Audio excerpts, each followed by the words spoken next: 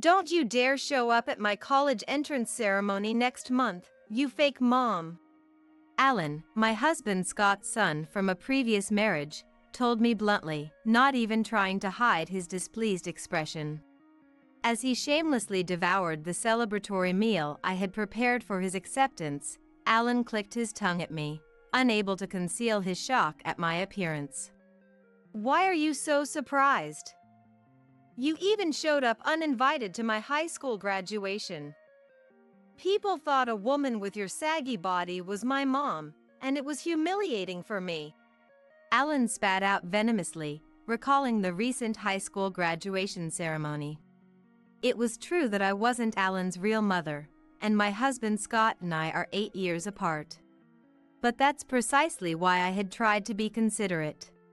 Sure, I had been exhausted and maybe my dark circles were showing, but I had even gone to the beauty salon to get dolled up. I couldn't have looked bad enough to warrant such hurtful comments. Even if Alan wasn't my biological son, it was my only son's graduation. I had rearranged meetings and business deals, somehow managing to take the day off to attend, and yet this was how he felt about me. It made my heart sink. Moreover, Scott, who should have defended me, instead crudely laughed at the sight of Alan attacking me. Well, I guess there's only so much a makeup can do. She's an old woman after all. Seriously, for someone working at a trading company, having her around must really bring down the efficiency of the people around her.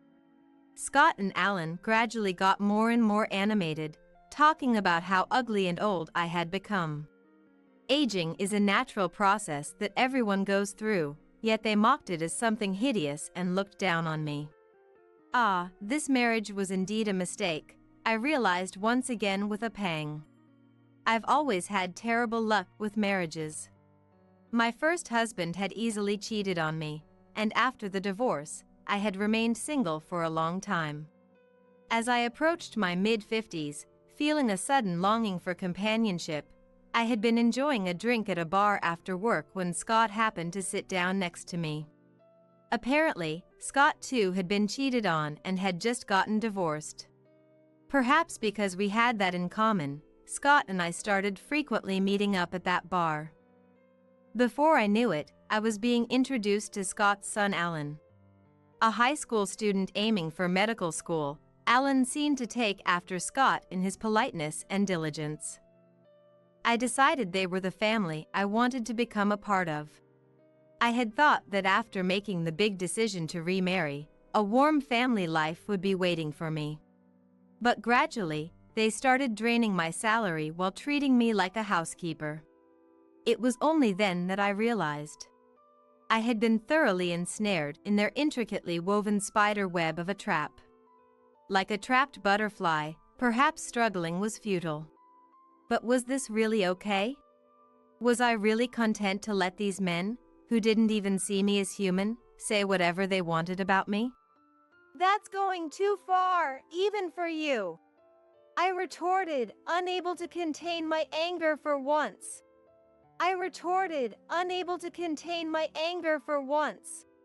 Shut up. Are you gonna lecture me again? I told you to stop acting like you're my mom. Alan raised his voice even louder at my rare display of backbone. As Alan saw the tears welling up in my eyes, he clicked his tongue in annoyance. Seriously, why did you even marry a woman like this, Dad? Put on the spot by Alan's pointed gaze, Scott's shoulders jumped in surprise before he hurriedly tried to appease his son. Sorry about that, Alan. Come on, Carol, you apologize too. With those words, Scott tried to push my head down in a forced bow. This was ridiculous. Why should I have to apologize? Fine, I get it. Saying that, I stood up from my seat. Then, on the day of the university entrance ceremony we had been waiting for, they were confronted with a shocking revelation from the school administration. Due to the $12,000 in unpaid tuition fees, your acceptance has been revoked. What? My name is Carol. a 55-year-old woman working at a trading company. I'm fortunate to hold the position of Director of Corporate Planning, allowing me to live comfortably without financial worries. I was married once in my 30s, but that ended in divorce due to my ex-husband's infidelity. For a while after that, I threw myself into my work. But about a year ago, I happened to meet Scott at a bar I had stopped by on a whim. He had taken the seat next to me at the counter by chance, and as we got to talking, we discovered that we had both been cheated on and divorced, finding a sense of camaraderie in our shared experiences. Before long, we started seeing each other outside of the bar as well. Scott was 47 and, to my surprise, worked at one of my company's client firms as a sales manager. He had a son, Alan, who was in his third year of high school. Almost without realizing it, the three of us started having meals together frequently. Alan was aiming to become a doctor and was constantly studying for the brutally competitive entrance exams. Yet, he never seemed bothered about taking time away from his studies to have dinner with us. On the contrary, he was a polite and upstanding young man. I suppose he took after his father Scott's courteous and hard-working side. It was only natural that the fondness I felt for them steadily grew stronger and stronger. After meeting up as a trio so many times, I found myself wanting to support Scott and Alan however I could. So, when Scott proposed, I gladly accepted. Remarrying in my 50s, I was too embarrassed to wear a wedding dress, so we didn't have a ceremony. But with Scott being a sales manager at one of our client companies, both of our firms celebrated with a grand reception party. I likely wouldn't be having any children with Scott, but I had Alan who looked up to me as well. I thought I could finally build a warm, loving family. Carol, hand over your wallet. Wow, you've got quite a bit in here. Saying that, Scott snatched my wallet as I came home from work, pulled out all the cash I had inside, and stuffed it into his own wallet. I silently picked up my discarded wallet, brushed off the dust, and put it back in my purse. I didn't even have the energy to protest or demand he return the money anymore. I seem to have a truly unfortunate fate when it comes to marriage. From the moment we registered our marriage, they changed completely. As soon as Scott realized that my salary was higher than his, he started pouring all of his earnings into gambling and alcohol. I knew he liked to drink since we met at a bar, but he had told me he didn't gamble. I had believed his words, but that was a lie. Scott's way of playing was so skilled that calling it a first-time gambling addiction would be an understatement. He was far too accustomed to it. And soon after Scott started living it up, the once kind Alan underwent a drastic change as well. Don't just stand there spacing out. You're in the way, move. Returning from cram school, Alan roughly shoved past me as I stood frozen in the hallway near the entrance. Eek! Don't make such a girly scream, it's gross. As I let out a shriek from hitting the wall, Alan clicked his tongue in irritation and spat those words at me. But this much was still tolerable. Whenever he was unhappy with his test results at cram school or regular school, he would hurl even worse verbal abuse at me. He was probably venting the stress from his entrance exam studies on me. I remember one time when I scolded Alan for his attitude, he gave me an incredibly cold look. Are you misunderstanding something? We graciously decided to become family with a worn-out woman in her 50s like you. Don't act like you're my mom. I was stunned by his words, clearly looking down on me. If I recall correctly, that was the day I had carefully considered what to buy and cook to help with his exam studies. Wiping up the eggs splattered on the floor, I cried at the thought that this was how he saw me. Scott, watching TV behind me, didn't offer to help or comfort me. These days, the word divorce keeps crossing my mind.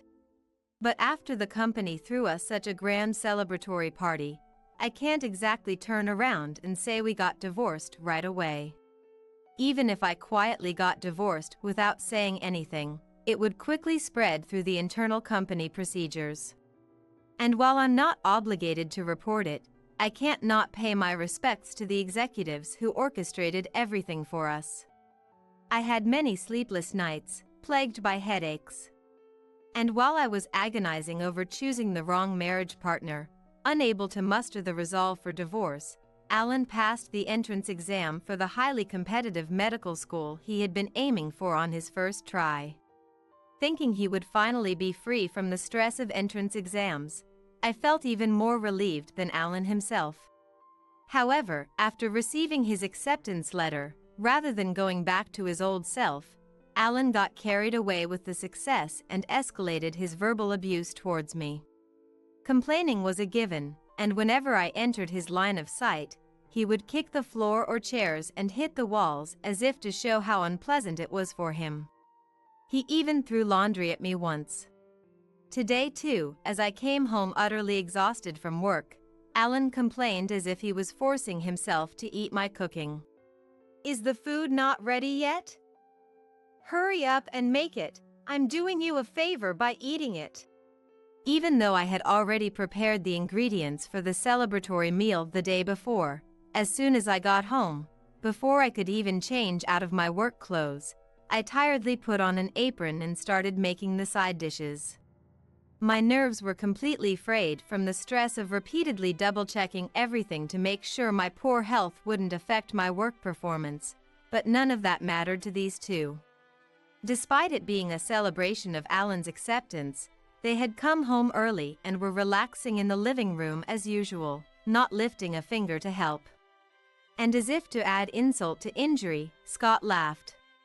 Hey, Carol, are you making Alan complain again?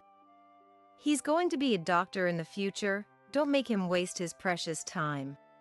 Instead of admonishing Alan, Scott berated me as if it was my fault for making Alan say such things. Ever since Alan's acceptance was confirmed, Scott had been putting me down even more than before, together with Alan, as if to appease him. One time, when I was crying alone in the living room in the middle of the night, Scott spat out these words to me. Anyone can see who's the better choice to side with, between you who will retire in less than 10 years, and my son who will be earning a high salary as a doctor for decades to come. I can never forget his face as he sneered at me, looking like a demon. At Scott's words, I shuddered, my face turning deathly pale. To them, I wasn't a life partner or anything of the sort. I was just a convenient person to bring in money and do the housework. There wasn't a shred of the warmth I once felt there. I gripped the kitchen knife tightly, biting my lip in frustration. For me, who had been working just as hard as any man at the trading company, being treated like a mere housekeeper was an even greater humiliation than when I discovered my first husband's infidelity. But divorce. As I was consumed by such circling thoughts, carrying the finished dishes to the table where Alan sat with his legs outstretched, he let out a sigh dripping with sarcasm. This is the celebration for my acceptance? What the hell? Can't you put out something more luxurious? Unbelievable. I got into medical school, you know? Right, Dad? Seriously, is this all you could prepare? Even with the roast chicken, sushi, colorful salads, and stewed dishes crowding the table, it seemed to fall far short of the luxurious meal they had in mind. I knew they would have a nasty attitude, but I also knew how much time and effort Alan had poured into his studies to overcome this difficult hurdle. That's why I had taken the time to make everything from scratch, hoping to please them even a little, but I was made painfully aware of my own foolishness. Their incessant complaining showed no signs of ending. If they were going to complain anyway, I might as well not cook at all, but if I bought something from the store, they would complain even more than when I made it myself, calling it half-assed or cheap. Ever since I was verbally abused for buying deli items when I came home late from overtime, I stopped serving store-bought food as is. I'm sorry. could you please eat it? I said, pleading with them while holding back my frustration. If I didn't, they would never start eating. Even as they grumbled about how bad it was, I sighed in relief as the food disappeared into their mouths one after another.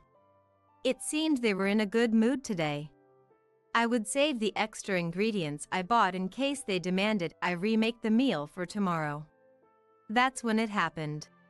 Stuffing his face to the point of vulgarity, Alan suddenly looked up as if remembering something. Oh, right. Just to make it clear, don't you dare show up at my college entrance ceremony next month, you fake mom. What? I reflexively lifted my head from where I had been looking down, my eyes meeting Alan's, who made no attempt to hide his displeasure. Why are you so surprised? You even showed up uninvited to my high school graduation. People thought a woman with your saggy body was my mom, and it was humiliating for me. But I was stunned by his spiteful words. Sure, I had been exhausted and maybe my dark circles were showing, but I had even gone to the beauty salon to get dolled up.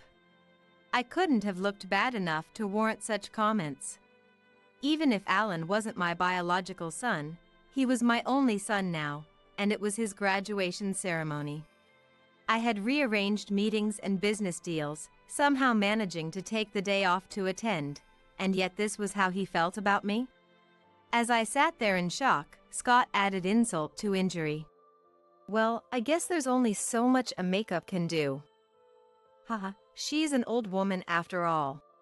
Seriously, for someone working at a trading company, having her around must really bring down the efficiency of the people around her. The two of them gradually got more and more animated, talking about how ugly and old I had become. I may be pushing 60 soon, but this wasn't the kind of topic to laugh about while clapping your hands in front of a woman. Hey, that's going too far, even for you. Shut up! Are you gonna lecture me again?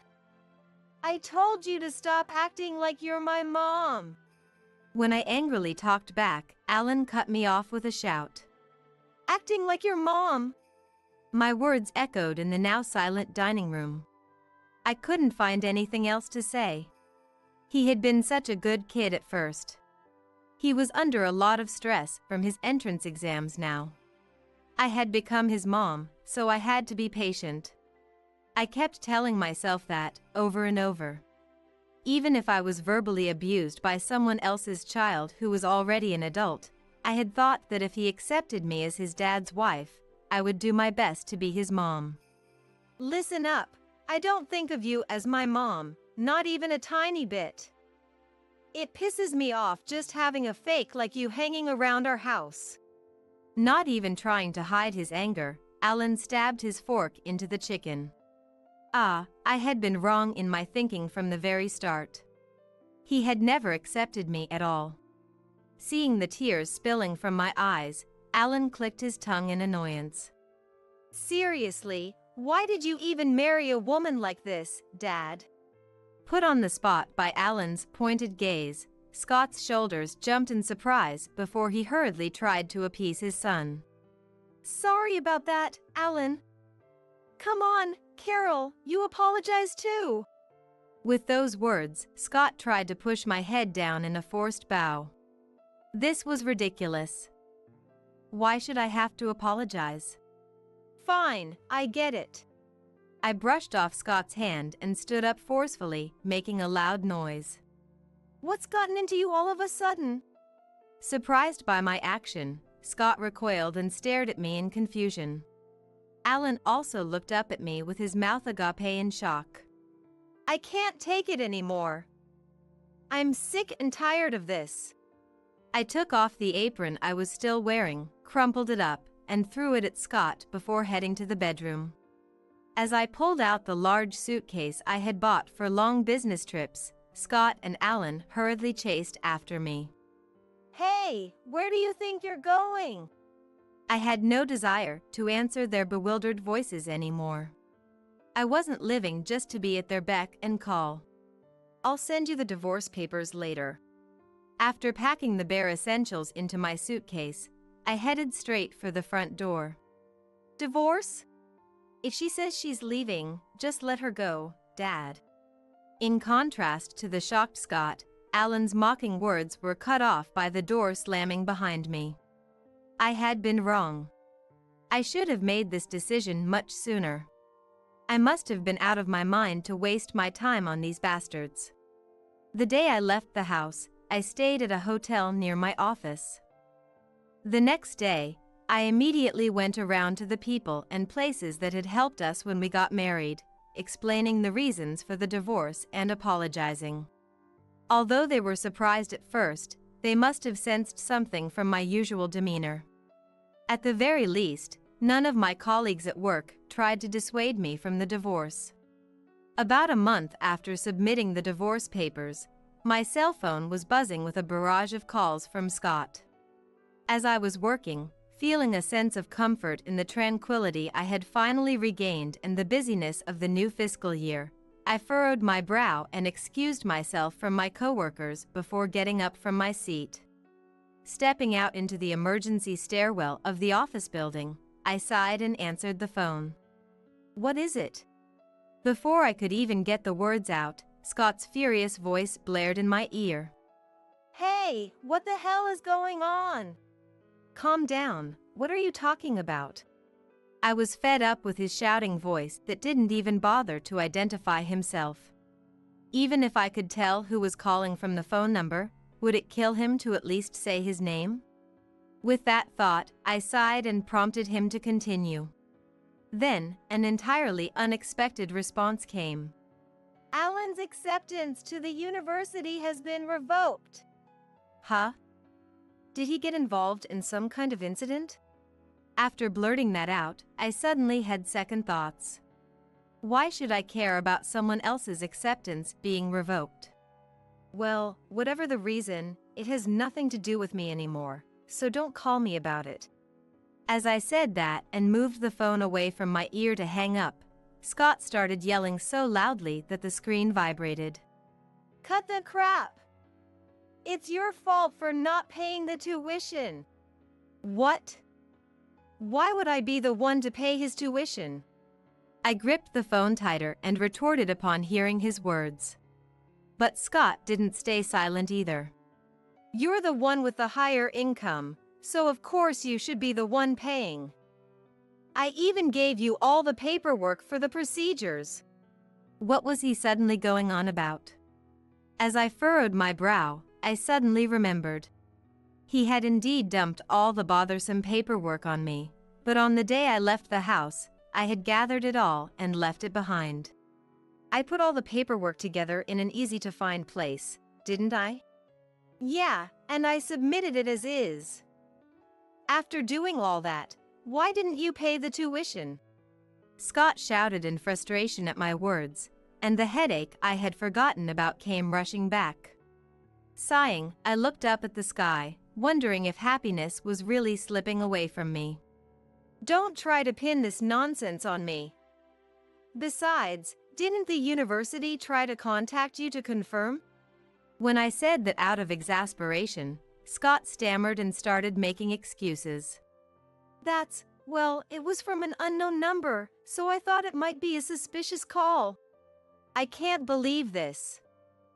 You blocked the number without even checking who it was? I stared at Scott in disbelief over his unbelievable statement. Come to think of it, I vaguely remembered Scott saying something like this before. As a manager, I get so many annoying calls from who knows where. I'd block them right away, but it's a never-ending battle. He had bragged about it proudly, but I bet he never dreamed it would come back to bite him like this. Besides, he had left checking the mail to me for the longest time, so knowing him, he probably didn't even bother to look at the reminder letters. I'm sure he didn't even notice the notification about the acceptance being revoked. But all of this was a tragedy of his own making. It was none of my concern. This is your fault. Go apologize to the university right now and pay the tuition. That's why I was troubled by him trying to shift the blame like this. Don't be ridiculous. We're already divorced. Why should I have to pay for a stranger's tuition? Ignoring Scott's loud ranting, I hung up the phone and hit the block button. God, how foolish can I be? I should have blocked his number right from the start. With a heavy sigh, I went back to work. During my lunch break that day, as I stepped out to get something to eat, Scott and Alan stood in my way. It's because you were too stingy to pay the tuition that I. Their matching new suits were wrinkled, and they were both panting, as if they had run here. They glared at me with hatred in their eyes. Their arguments hadn't changed one bit. In other words, they insisted that it was my fault Alan's acceptance had been revoked. So they repeated the unreasonable demand Scott had made over the phone earlier, telling me to take responsibility and somehow get Alan enrolled. They can go ahead and be angry, but they're directing their anger at the wrong person. Look, how many times do I have to tell you? Scott and I are already divorced. I never adopted Alan, so he's a complete stranger to me. I probably didn't even have the energy left to sigh anymore. In the first place, why should I, a stranger, have to pay for his tuition when his actual father wouldn't? Scott's face flushed red with anger at my logical argument, as if I were lecturing a child. Shut up! You were the higher earner, so of course you should pay. Spouting all this bullshit, my ex-wife and now you? Women are so. No matter how much I explained, not only did he refuse to back down unless he got the answer he wanted, but he even made misogynistic remarks. That's when I took out a certain item. Hey, could you listen to this for a second? In my hand was a small recorder.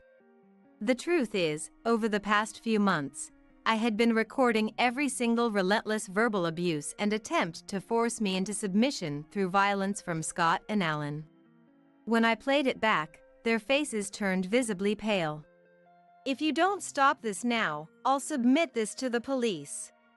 At the word police, Scott visibly cowered, looking like he might collapse at any moment. But Alan took a deep breath and then put on that nasty, mocking sneer. Ha, I'm an elite, you know.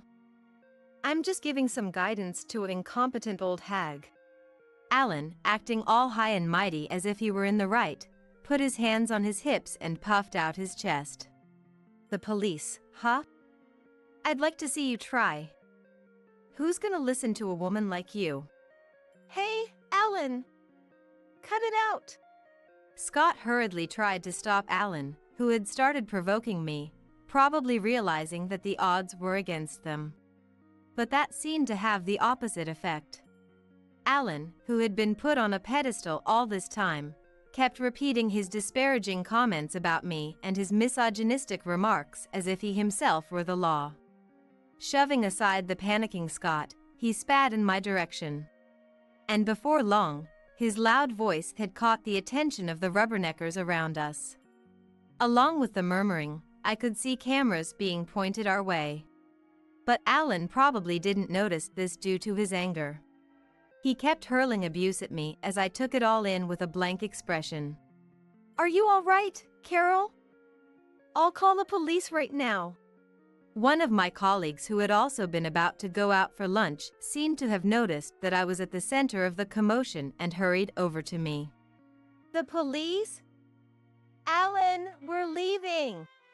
When he saw her take out her cell phone to dial 911, Scott let out a scream. Then he dragged Alan, who was still popping veins in his forehead, feeling like he hadn't said enough, and they fled the scene. Are you okay, Carol? The colleague who had rushed over asked me again, looking at me with concern. Yes, I'm sorry. Thank you for your help.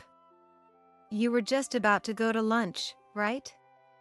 Shall we go together? Perhaps I had been more tense than I realized, as I felt the strength leave my shoulders in relief. I invited her to lunch, my treat, as a thank you for helping me, and we went to eat our now delayed meal. When I returned to my desk, Thinking that the unexpected incident had taken up quite some time, one of the executives called out to me and led me to the conference room. It seemed I wouldn't be able to catch a break just yet. About the commotion earlier, we had the unfortunate timing of having someone from Scott's company here to see us. They want to hear what happened. As he explained this to me on the way, I felt a chill run down my spine. Unfortunate timing was an understatement. In the end, I had caused trouble for both my own company and theirs. I deeply apologize for the disturbance. As soon as I entered the room, I bowed deeply. Even if it was a private matter between a divorced couple, I had gotten into a fight with a client company's sales manager right in front of the office. It seemed only natural that they would want to know the details. I explained the full sequence of events leading up to the earlier commotion, as well as the reasons for our divorce. If I tried to gloss over things or lie here, it might end up disadvantaging both my company and theirs. After all, we were dealing with Scott. There was no telling what he might pull. I can't believe this. You've been through a lot. Our employee has caused you a great deal of trouble. And we apologize for making you discuss your private matters. The client company representative turned pale and apologized profusely after hearing the story. Even those who had been deceived by Scott's facade, thinking there was no way that sales manager could be like that, immediately changed their tune when I played the recordings. The cause of the earlier commotion is all here in these recordings. If Scott tries to tell any lies, then... Of course, with this evidence, we fully trust your side of the story, Carol. When I voiced my concerns, everyone present nodded in agreement. I wasn't sure how things would go on Scott's end, but it seemed I would be able to avoid any disciplinary action for causing the commotion. With that thought, I let out a sigh of relief. 6 months later, accompanied by my lawyer, I decided to have a discussion with Scott and Alan about the future. Of course, it was a discussion about how I wanted absolutely nothing to do with them from now on. But for some unfathomable reason, the words that came out of Scott's mouth were utterly ridiculous. Carol, we were wrong. I'm sorry. Let's keep doing our best as a family from now on. What? I couldn't help but let out a discordant voice. As I stood there baffled, Alan added insult to injury. I was in the wrong, so please, be a real mom to me this time. I felt goosebumps all over my body. The first thing that popped into my head was just one word: disgusting. Both Scott and Alan had put on that seemingly kind and sincere demeanor they had when they first approached me, trying to ensnare me once again. Now that I knew their true faces, the smiles plastered on their faces only filled me with revulsion. How many women had Scott and Alan deceived like this, I wondered. Even the lawyer accompanying me was visibly on guard. Don't say such ridiculous things. That was all I could manage to say in response. As if to protect myself, I gripped my left arm tightly with my right hand. Seeing my sour expression, Scott persisted even further. Come on, don't say that. Today's discussion is for that purpose, right? Let's properly live as a family again, okay? His tone was almost coaxing, and I felt a chill run through me. I shook it off and firmly refused. Absolutely not. I don't want you coming to my office like before. Don't ever come near me again. At that, Scott, who had been playing nice until then, finally seemed to reach his limit. He slammed his hand on the table with a bang, trying to intimidate me. You get all high and mighty just because we apologized? Listen up.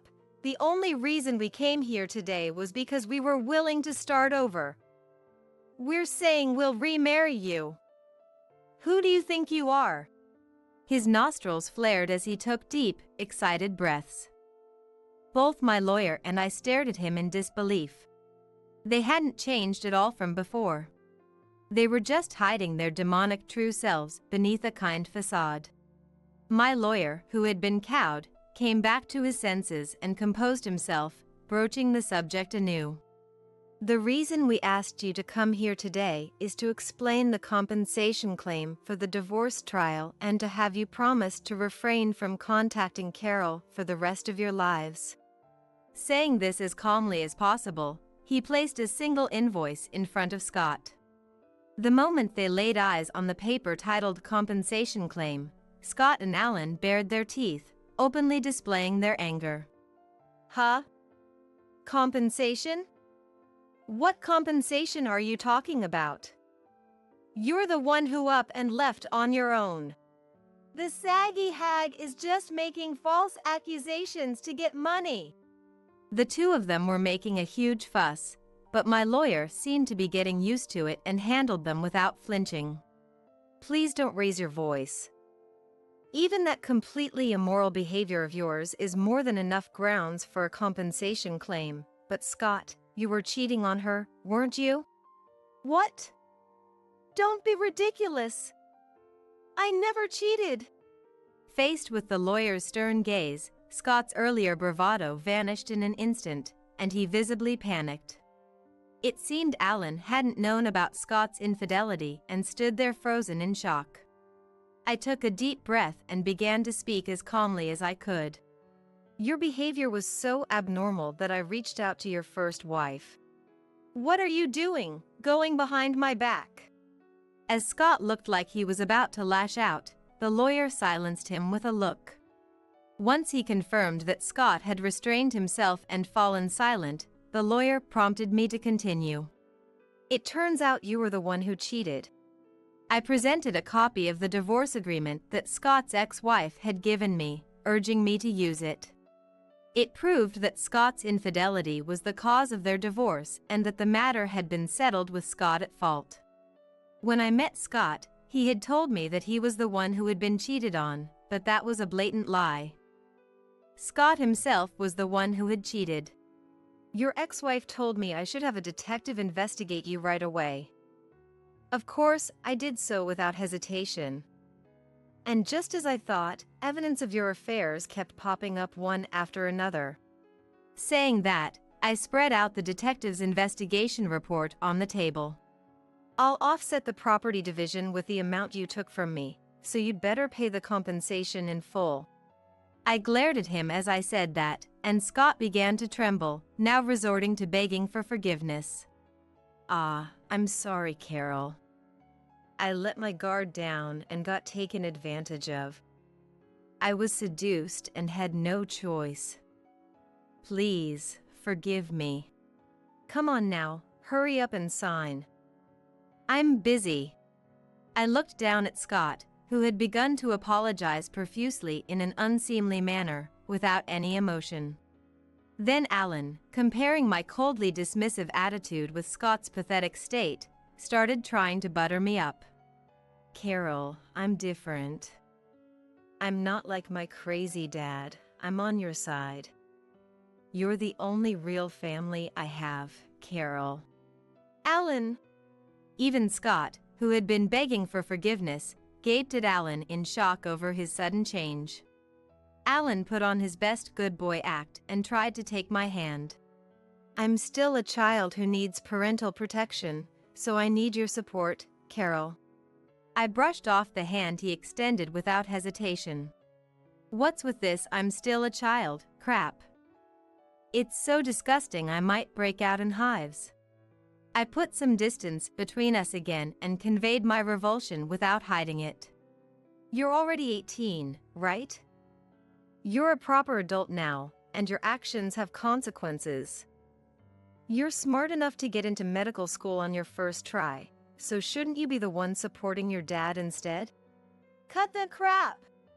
Enraged by my words as I tried to protect myself, Scott, who had been groveling on the floor, and Alan, who had been trying to butter me up, finally resorted to violence and swung their fists at me. But their blows never reached me. My lawyer deliberately called the police in a loud voice so that the two agitated men would notice. Realizing the police were on their way, they frantically fled the law office.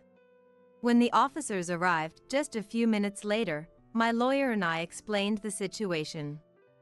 They concluded that I should absolutely avoid meeting with Scott and Alan directly from now on. From then on, all communication would be done through my lawyer. Knowing those two, I had thought the compensation claim would likely drag on. But it was settled sooner than I expected. As it turned out, Alan had apparently become a shut-in. You see, when Scott and Alan had caused that commotion in front of my office earlier, some rubbernecker had posted a video online of Alan verbally abusing me. It had blown up due to how terrible it was. Alan, who had been bragging about getting into medical school on his social media with his face visible, was quickly identified and apparently received some pretty awful direct messages. His pride shattered, Alan's spirit seemed to have broken. I heard through the grapevine that he had stopped coming out of his room. As for Scott, his reputation within the company had already hit rock bottom due to the divorce scandal. His demands for us to get back together and the police incident were the final nail in the coffin, and he was being treated like a pariah. His own motivation seemed to be at an all-time low, but with Alan shutting himself in, the debts from the money he had poured into gambling, and the compensation he had to pay me, he apparently couldn't even quit his job.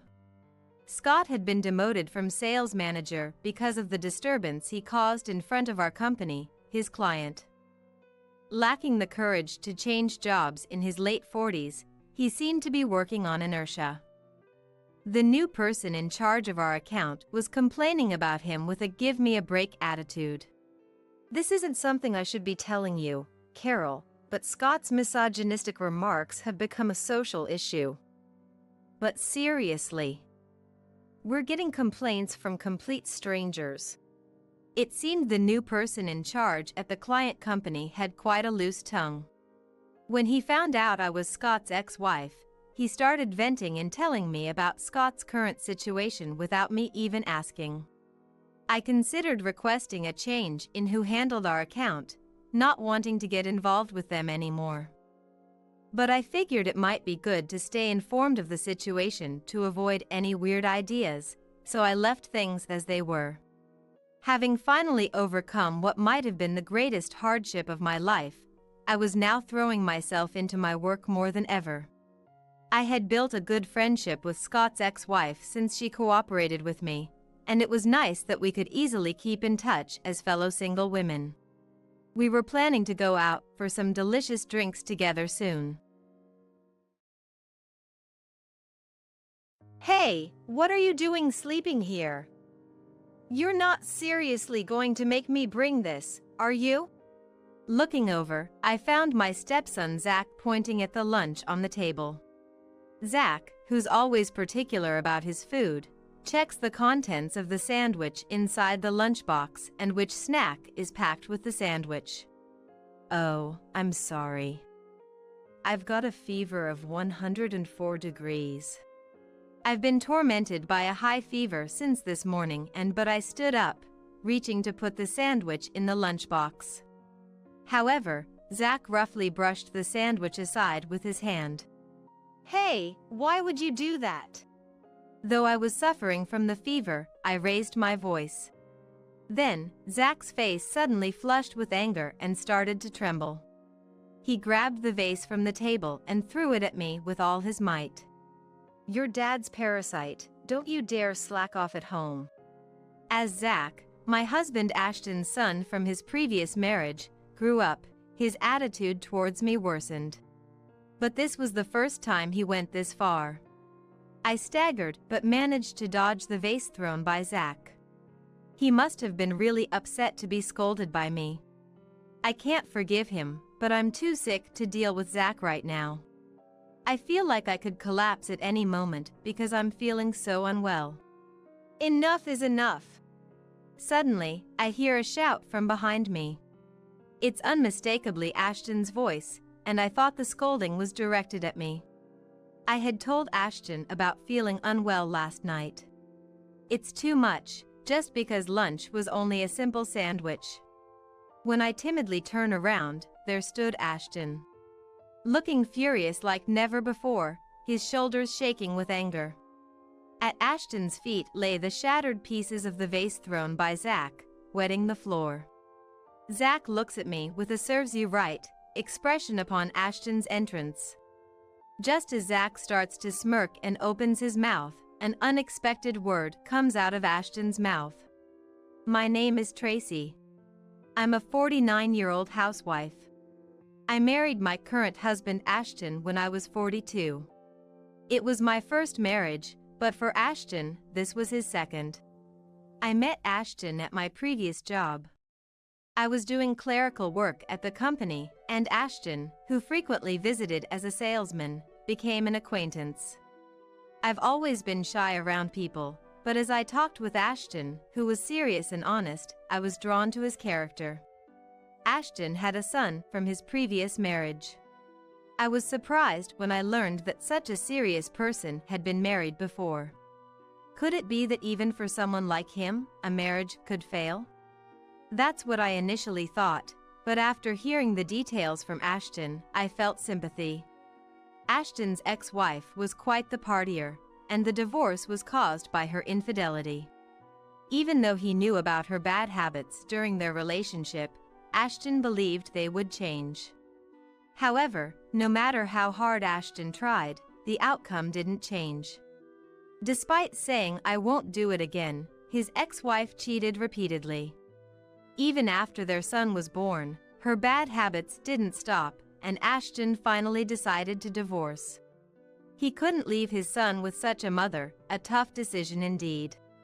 Ashton dearly loved the son he had with his ex-wife, who he used to be deeply in love with. The son's name is Zach, and he's now 21 years old, attending college. Though there's no blood relation between me and him, he became my son when I married Ashton. I had been introduced to Zach several times during our dating period. The first time I met Zach, he was 10 years old. Since it was a very sensitive issue, Ashton and I took our time to talk to Zach about it. No matter how much we loved each other, if Zach rejected us, that would be it. Being a primary school student, it was difficult for him to understand everything. To be honest, it didn't seem like it was such an important matter to Zach. Without any rejection, Zach became my son. However, once we started living together, Zach's troubles became apparent. Ashton is a businessman working in sales at a major insurance company. He's serious by nature and has been raising Zach alone since his divorce from his ex-wife. While raising a child, he also managed to do his job well at the company, eventually becoming an executive. Ashton worked hard for Zach's sake, ensuring that Zach could live a life without experiencing any misfortune. But raising a child alone has its limits, even for a father. After work, it often got late, or I ended up leaving Zach alone. Though my parents-in-law live not too far away, Ashton, being the serious type, didn't like relying too much on them. That inevitably led to him being overly indulgent with Zach. He compensated for not being able to spend much time with him by buying him various things and spoiling him. Seeing this, Zach grew cunning. He knew that by acting good in front of Dad, he could get anything he wanted. He became increasingly adept at committing misdeeds without the adults around him noticing. That was precisely how he was acting when I first met Ashton. For Zach, my presence was nothing but an annoyance. He probably thought that having a new mother figure would take away his freedom. Yet, he didn't oppose our marriage because he saw me as an outlet for his stress. Even as a child, he exploited my delicate position. Before we were married, I was a guest, and Ashton prioritized me. But once married, we were family. Zach understood this too well, knowing that Ashton would put his blood-related son first. Whose words would Ashton believe first, mine or Zach's? Once the three of us started living together, Zach's attitude towards me changed drastically, and the harassment began. I was prepared for some rebellion from a boy in elementary school, but since Dad's feeding you, it's only natural you take care of me, right? What I say goes, so get used to it. The first time Zach said such abusive words to me, I was furious. Those aren't words a child should say to a parent, and it shouldn't be allowed. Zach, do you understand what you just said? Even if it was a joke, there are things you shouldn't say. Think about why Mom is angry. Zach listened to my words with a smirking face. Rather, he seemed to enjoy being scolded. It was eerie to see Zach smirking through my serious scolding. He understood his position as a stepson and how we might be seen by society. Having had little to do with children before, I was appalled by how cunning he was. I never imagined a child could say such things. That night, when Ashton came home, I told him about the incident with Zach. The unnaturally mature behavior, the abusive words towards me. I was nearly in a panic, but made sure to convey everything to Ashton. However, contrary to my feelings, Ashton's thoughts were exactly as Zach predicted. Zach said that to you? No way. Aren't you exaggerating a bit?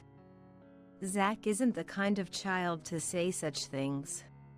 Ashton didn't take my report seriously and refused to believe Zach's abusive words. No matter how much I insisted, Ashton's reaction didn't change. On the contrary, he was irritated by my persistence. Tracy just doesn't like Zach because he's not her real son, he implied without saying it outright, but it was apparent in his actions. Let's drop this subject. You used to care so much about Zach before we got married. I'm disappointed in you. Ashton said that inside deeply. I didn't want to hear such words from Ashton. Despite everything, I was seriously engaging with Zach. I no longer thought of him as someone else's child. But from Ashton's perspective, it seemed I was seen that way. Ashton's words crushed me. Saying any more would only worsen our relationship. I felt that and gave up on discussing about Zach any further. Zach, who had been watching secretly, grew confident from the situation. Dad really does believe in me, he concluded with deep conviction. Still, there were times when my patience ran out.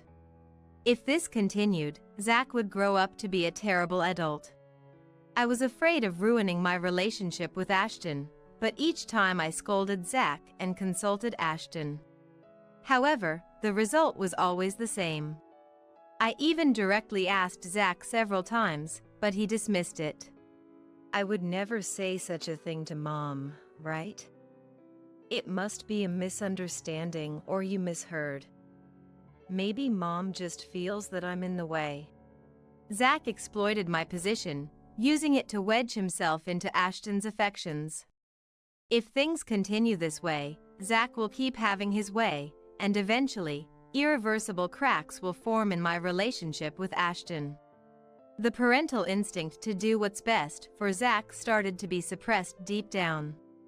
I tried to refrain from interfering in Zach's actions as much as possible, and even kept my emotions in check.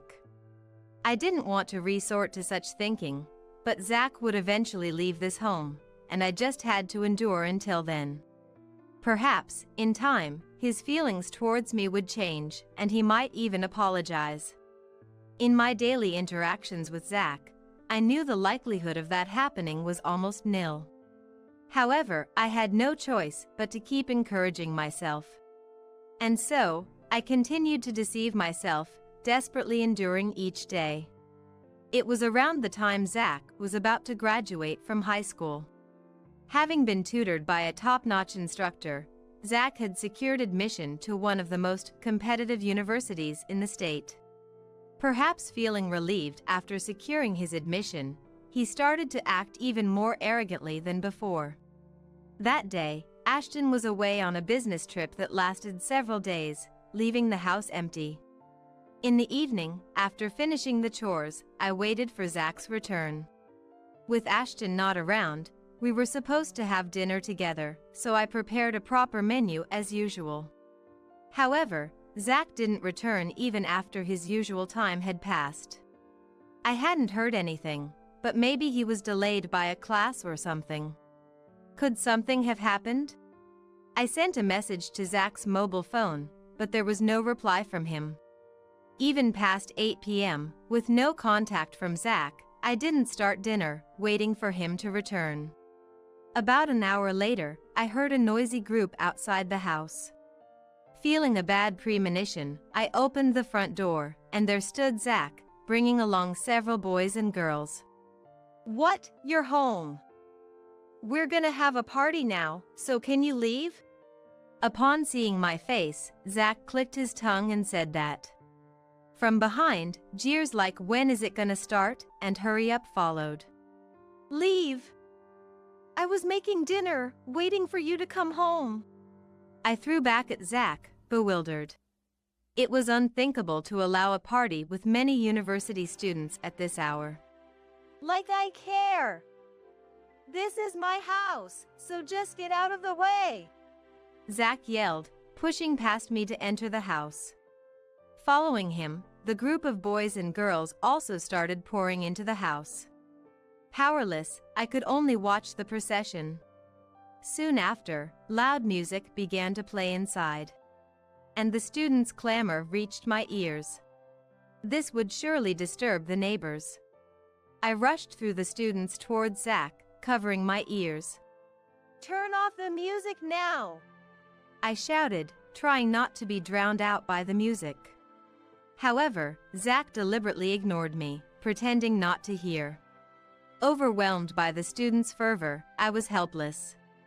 I'm not sure how long it had been, but the sound of sirens began to mix with the loud music.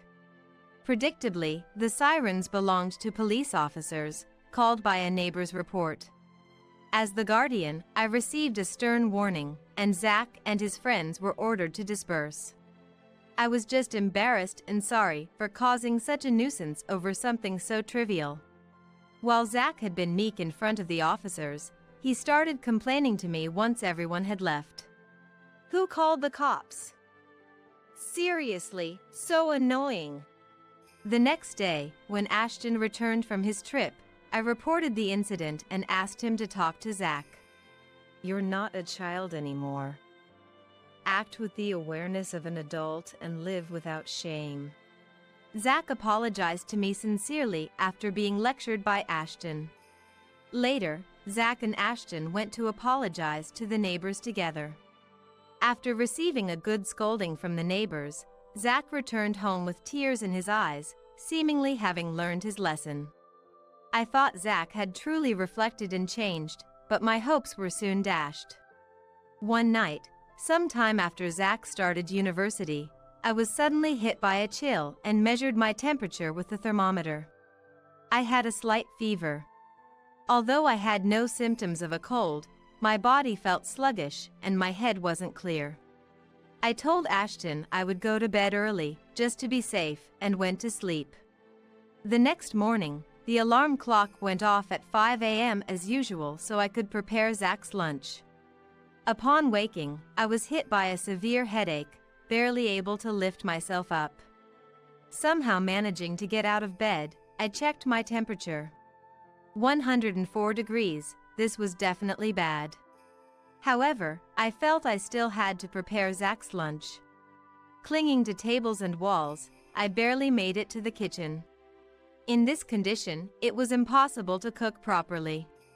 Normally, I make everything from scratch, including sandwiches along with homemade scones and muffins.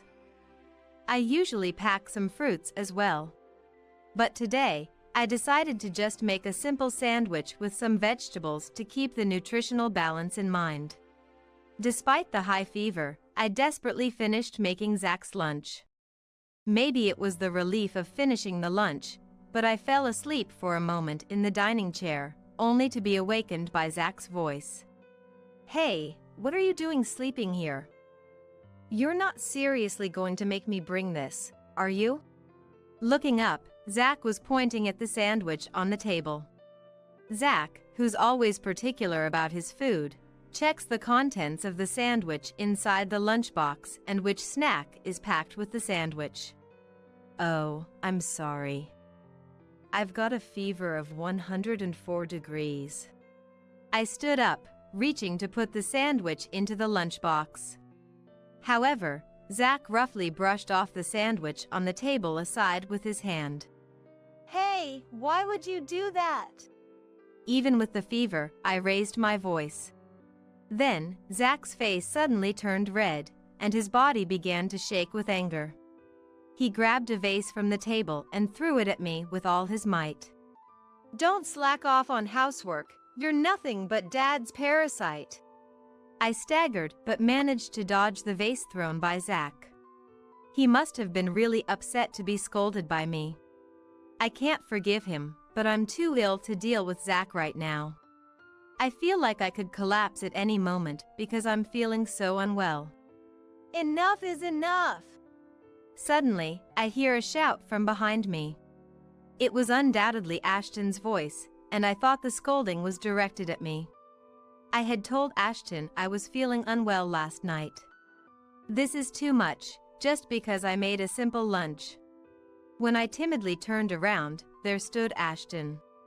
Looking furious like never before, his shoulders shaking with anger. At Ashton's feet lay the shattered pieces of the vase thrown by Zach, wetting the floor. Zach looked at me with a serves you right expression upon Ashton's entrance. Just as Zach starts to smirk and opens his mouth, Ashton shouted again. Zach, I'm talking about you. Zach stopped in his tracks at Ashton's angry voice, unable to comprehend Ashton's reprimand. Huh? What are you talking about? Dad. Zach was visibly shaken, his body trembling. Looking as if he might cry, staggering towards me. You have a fever. Tracy, you should be resting. Ashton, still glaring at Zach, approached me and told me so. Unable to grasp the situation, I too stood frozen, unable to move. Then, Ashton gently placed his hand on my shoulder. Just leave this to me. I cautiously looked up at Ashton's face and slowly nodded. There was no sign of resentment or anger in his gaze. If anything, his eyes conveyed regret and apology. Supported by Ashton, I managed to sit down on a nearby chair. While I sat down with Ashton's help, Zach, unable to hide his disturbance, was mouthing words as if wanting to say something. Thank you. After seating me, Ashton began to ignore Zach and started cleaning up the broken vase pieces scattered on the floor. After gathering the shards, he carefully wiped the wet floor and picked up the flowers that were miserably scattered around. The flowers I had bought had their petals scattered from being thrown. Ashton carefully placed a few flowers into a cup filled with water. During this time, Zach was so overwhelmed by the somber atmosphere that he couldn't say anything. He seemed to understand what was coming next. As Ashton turned back to face Zach, his eyes were again filled with fierce anger. You're no longer a child of this house. Do you understand what you've done to Mom? Ashton muttered sternly while glaring at Zach. The kitchen fell silent, with Ashton's heavy words echoing. Wait, Dad, what are you talking about? Stop with the bad jokes. They're not funny. Sensing Ashton's intention, Zach, though panicking, tried to respond jokingly. Pack your things and leave immediately. Ignoring Zach's remarks, Ashton said this quietly before placing his hand on my shoulder in shock. Come on, lie down in bed. I nodded silently and then went to the bedroom with Ashton's support. As I lay down, Ashton covered me with a blanket. I'm sorry for everything up to now. I sensed he was looking down on you, but I never imagined he was acting like that behind my back. Tracy, you kept quiet for his sake, didn't you? Ashton's voice trembled as he repeated I'm sorry several times. After you rest a bit, we'll go to the hospital. Ashton was visibly shaken and disturbed, But after a while, he said this and left the room. The kind words from Ashton, whom I thought would blame me, filled my heart. It wasn't just Zach he loved, he had been loving me properly as well. Ashton was struggling in his own way, watching over me. Despite the severe fever making my body ache, the pain was forgotten as a glimmer of hope started to shine in my heart. After Ashton took me to the hospital, the diagnosis was a high fever due to overwork. I was told to rest easy for a while, and then I started recuperating at home. When we returned home, Zach was still walking around with a big bag, seemingly in disbelief. He continued packing while watching Ashton, but Ashton didn't even look at Zach. After a while, Zach seemed to give up and left the house. He had become a university student. He could take care of himself, but I never imagined it would come to this. Zach will probably seek refuge with his grandparents or friends and return home once things settled down. Ashton's anger was way past normal. However, he wouldn't abandon his beloved son. I had naively thought so, but Ashton's resolution was far firmer than I imagined. As expected, Zach fled to his grandparents' house. He lied to his grandparents, saying Mom kicked me out, and managed to win their sympathy. Oh my! How terrible! I'll talk to Dad myself, so tell me everything that happened. Zach, thrilled at deceiving his grandparents, planned to use this opportunity to frame me. He started claiming that he had been receiving terrible harassment from me, who was not his real mother, all along. He fabricated a story about throwing the vase in a panic to protect himself during this incident. Dad is misunderstanding, he pleaded with tears, winning his grandparents over to his side. Poor thing! You can skip university today and just rest. Don't worry about Mom, I'll handle her properly. Zach, satisfied that his plan was working, proudly snuggled into the prepared bed. I'll play the role of a grandson who can't recover from the shock. Zach believed this without a doubt. However, Zach was about to face a far worse hell. The next day, Zach wore a smug face as he left for the university, while his grandparents sent him off. He thought this might be his chance to get rid of me, the nuisance. He had been using everyone to his advantage so far, thinking it was about time. Everything seemed to be going according to his plans, but as the lecture started, his belief crumbled with a noise. Zach. I received a notice of withdrawal from the university by your dad yesterday. The instructor, recognizing Zach, said this with a troubled look. The room started buzzing at those words. What? What do you mean? That can't be right. Must be some mistake. With Zach's desperate plea, the instructor said he would check and left the classroom. Zach tried to respond confidently to the gazes from around him. Don't worry, it's gonna be fine. The teacher must have confused me with someone else. Making a fuss over nothing. Yet, a bad premonition ran through Zach's mind. No way, he wouldn't go that far. When the instructor returned, he told Zach straightforward. There's no mistake. Zach, your withdrawal has been processed. With the instructor's words, the room buzzed even more, and Zach was engulfed in despair. Filled with embarrassment, Zach's face turned red, and he dashed out of the classroom. This can't be happening. What's going on? Racing down the long corridor, Zach muttered complaints under his breath. Why dominated his thoughts, slipping out unintentionally. He pulled out his mobile phone to call Ashton. However, Ashton had blocked his calls, leaving Zach unable to connect. Panicked, Zach hurried towards his grandparents' house. Upon arrival, he was greeted by the sight of his bag thrown in front of the entrance. What is this? Zach's panic intensified as he rang the doorbell. Seeing no response, he desperately banged on the front door. Grandma! Grandpa! He pleaded with tears in his voice, but there was no answer from inside. In that moment, Zach realized he had been betrayed by his grandparents. With nowhere else to go, Zach grabbed his discarded bag and headed home, hoping for some mistake, but the reality of the situation was clear. Sobbing, Zach rang the doorbell upon his return, and I was there to greet him. What's happening? I was wrong. Please help me. I led in Zach, who was sobbing. And he continued to cry even louder, perhaps feeling relieved. As planned, I took Zach to the room where Ashton was waiting. Zach remained inconsolable in front of Ashton, who watched silently, waiting for the crying to stop. Eventually realizing this, Zach ceased his tears. Once Zach had stopped, Ashton, still stern, finally spoke. What do you intend to do by coming here now? With those words, Zach was filled with despair again. He wasn't forgiven. There was no return to this home. You should know, Grandma and Grandpa won't let you in anymore either, I said, adding insult to injury. The plan had always been to welcome Zach if he fled to them, then to turn him away.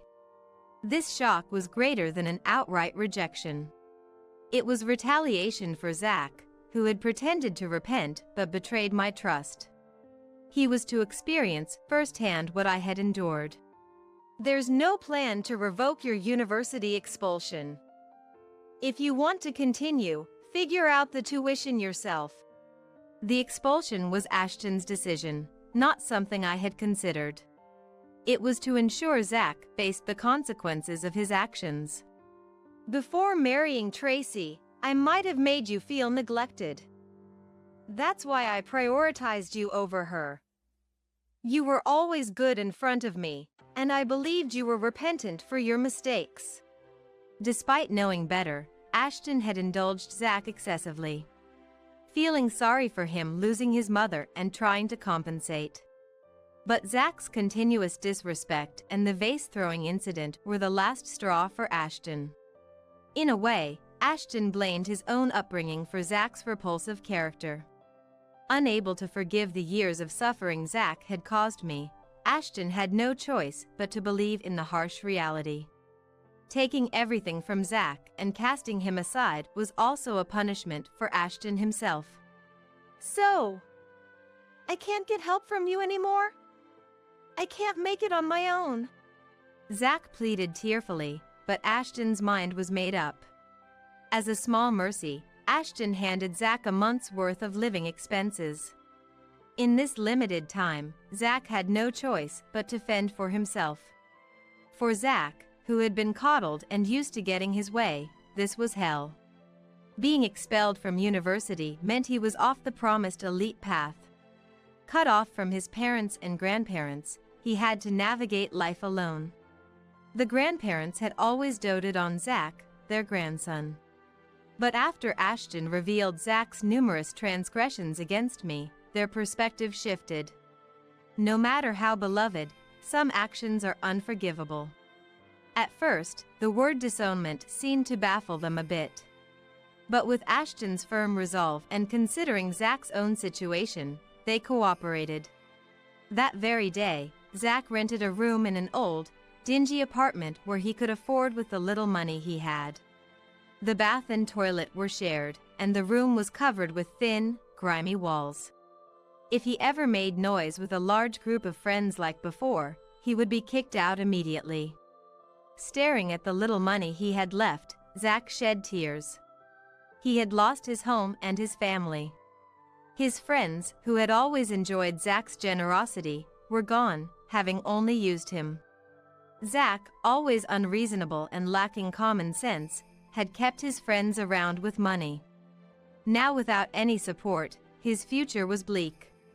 He had never worked part-time before, relying on his parents for all his social expenses. Could someone as spoiled as him even manage to work? To survive, he had to find even the most grueling jobs. Thinking about this, Zach couldn't stop the tears from flowing. A year had passed since Zach left our home. Ashton started to put me first again, like when we first met. For about 10 years, everything had revolved around Zach, so we were reclaiming our relationship. I no longer had to ponder over Zach, allowing me to purely enjoy my relationship with Ashton. I'm truly sorry for all the hardship I've caused. I became blinded by my love for my son. I had never voiced it, but whenever Ashton criticized my statements about Zach, I would become physically ill from the stress.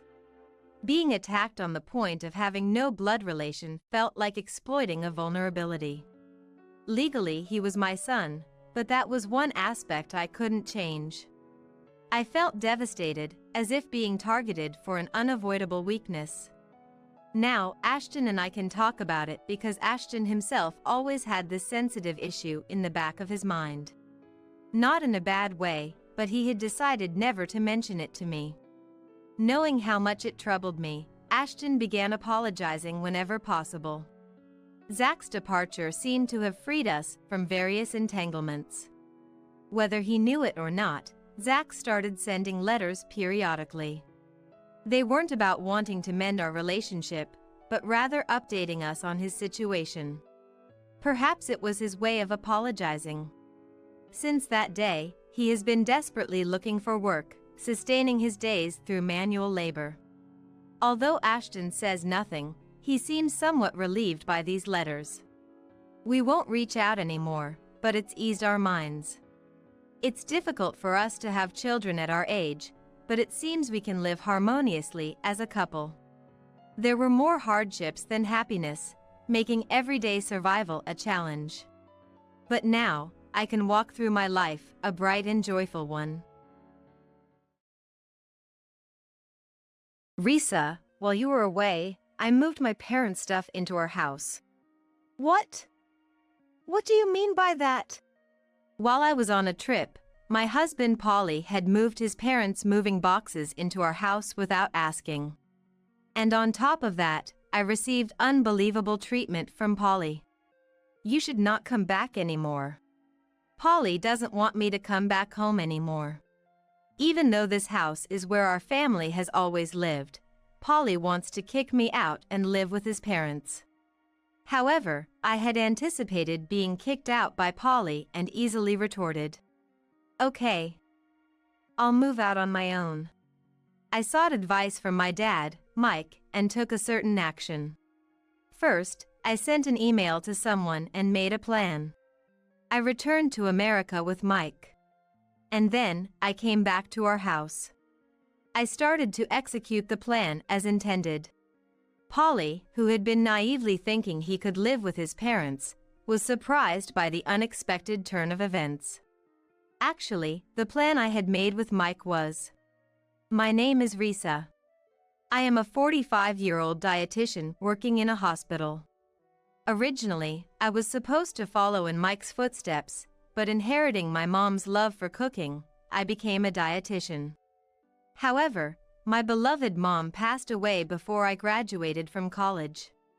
After that, Mike started working in France, so we sold the house I was born and raised in, and I started living alone in an apartment. Being plain-looking since childhood, I've always been inconspicuous wherever I go. Moreover, attending girls' schools from middle school to university, I had no encounters with men, and I had never had a boyfriend. However, I was fortunate to meet good people wherever I went, and after graduating from college, I got married. At that friend's wedding, I met my current husband, Polly, who was 3 years older than me and a friend of the groom. He seemed like the type who would be popular with the ladies. Luckily, or perhaps coincidentally, he had just broken up with his girlfriend. His ex-girlfriend was a nurse, and it seems they broke up due to misaligned schedules and night shifts. When I mentioned that I was a dietitian with early mornings and few holidays, he was very pleased. However, at that time, I was busy studying for the national exam for registered dietitians, so I was busy on weekends.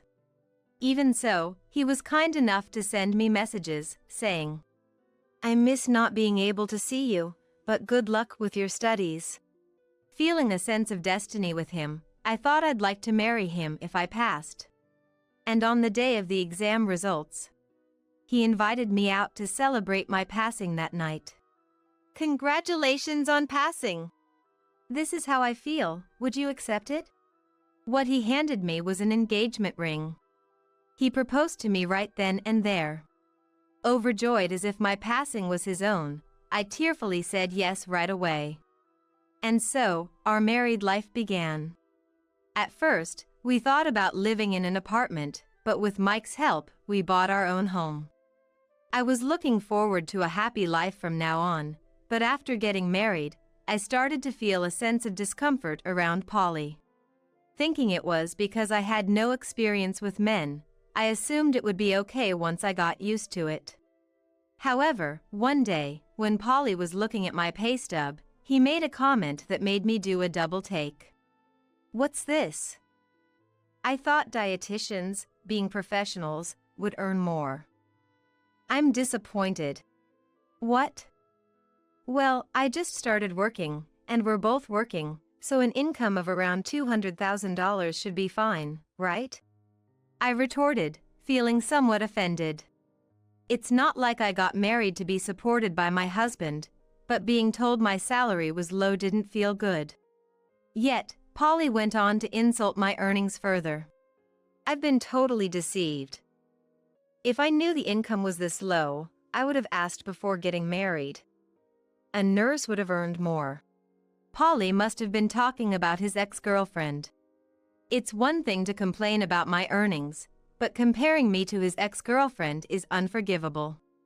Indeed, nurses receive night shift allowances and holiday pay. In comparison, my salary is lower because I have fewer early mornings and holiday shifts. However, I have my own side of the story to tell.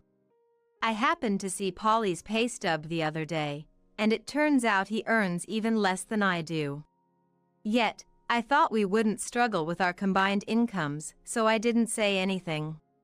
I tried to gently break it to Polly, not wanting to hurt his pride. Well, it seems like you have it tough too, so I guess you were hoping for a bit more from my salary. Sorry for not meeting your expectations. That's right. I work for a small company, and my salary is really low, so I wanted to marry a professional woman to achieve financial stability. I only meant to cheer him up with what I didn't even believe myself, but I never thought Polly would take it seriously. Before we got married, he was happy that my work hours were regular, but after we got married, he complained about my low income as if he had changed his stance. What kind of world does a man live in where he expects his wife's income to be higher than his? I was just dumbfounded by Polly's unreliable behavior. As soon as he knew about my income, Polly started looking down on me. Yet, he wouldn't hesitate to buy whatever he wanted without restraint. Even when I asked him to be a bit more frugal, he wouldn't listen at all. I've been spoiled by my parents since I was a kid, buying me whatever I wanted, so I can't change my attitude towards money that easily. I couldn't say anything back to such a spoiled statement from Polly. It's no excuse to say that he was spoiled by his parents when he was a child at his age. The following year after we got married, we were blessed with a boy. I hoped that becoming a parent would change Polly, but his habit of spending recklessly didn't improve, even during childcare. It was always the same with him spending his entire salary. If it wasn't enough, he'd sneak money from my wallet without me noticing. While I was struggling to manage work and budgeting while raising our son, Cedric, Polly hardly contributed to childcare. As time passed, struggling through these tough days, Cedric is now preparing for his college entrance exams this year. Thanks to my careful budgeting, it looks like we can afford to send him to college. Cedric, understanding our financial situation, has been studying hard to enter a national university. Yet, Polly came up with a ridiculous idea. Because I bought a new car last year, the loan repayments are tough. Plus, there's Cedric's exams, right? So, I've decided to sell my parents' house and have them move in with us. Wait, what are you saying? Suddenly living together like that, it's going to be a problem. Why? Risa, you get along with my parents, right? If we live together, we'll get their pension and become wealthier. Indeed, I don't hate the idea of living with my in-laws. It's just that I didn't like Polly's way of making decisions on his own. In terms of finances, we've been managing well so far, so there shouldn't be a problem as long as we don't indulge in luxuries. Why do you always decide everything selfishly? Even the new car, you bought it without consulting me. That's my car, so I don't need to consult you every time. Seeing Polly's selfish behavior, this time, Cedric got furious. Dad, enough is enough.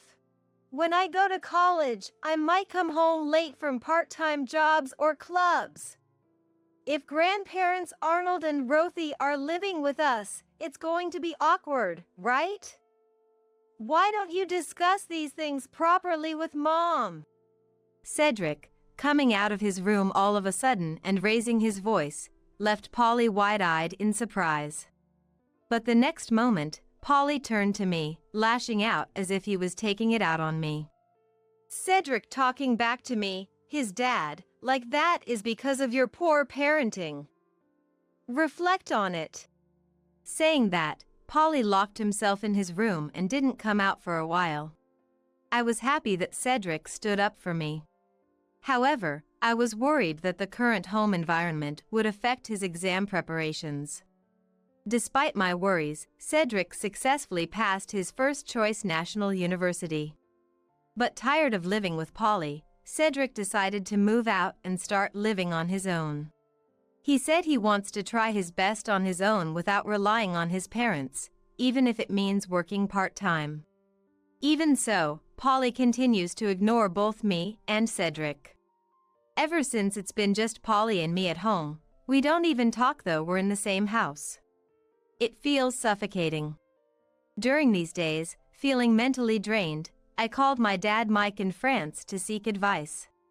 Mike, worried about me, suggested I come to France for a while. I thought I couldn't take a long break because of my job, but it seems my colleagues were worried about my pale complexion recently. After explaining the situation, I was allowed to take some time off.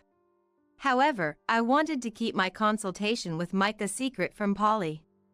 So, I told him I was invited on a trip by a friend. I hoped that if I was away for a while, Polly might cool down a bit. But heading to Mike's, an entirely unexpected situation unfolded. Starting with a call from Polly while I was in France. Risa, I've moved my parents' stuff into our house while you were away. What? What do you mean? What do you mean, what? I've been saying, haven't I? That I'd live with my parents. More than that, Dad and Mom are angry with you. They said a wife who spoils their son like you is the worst. No way. I couldn't believe what Polly was saying.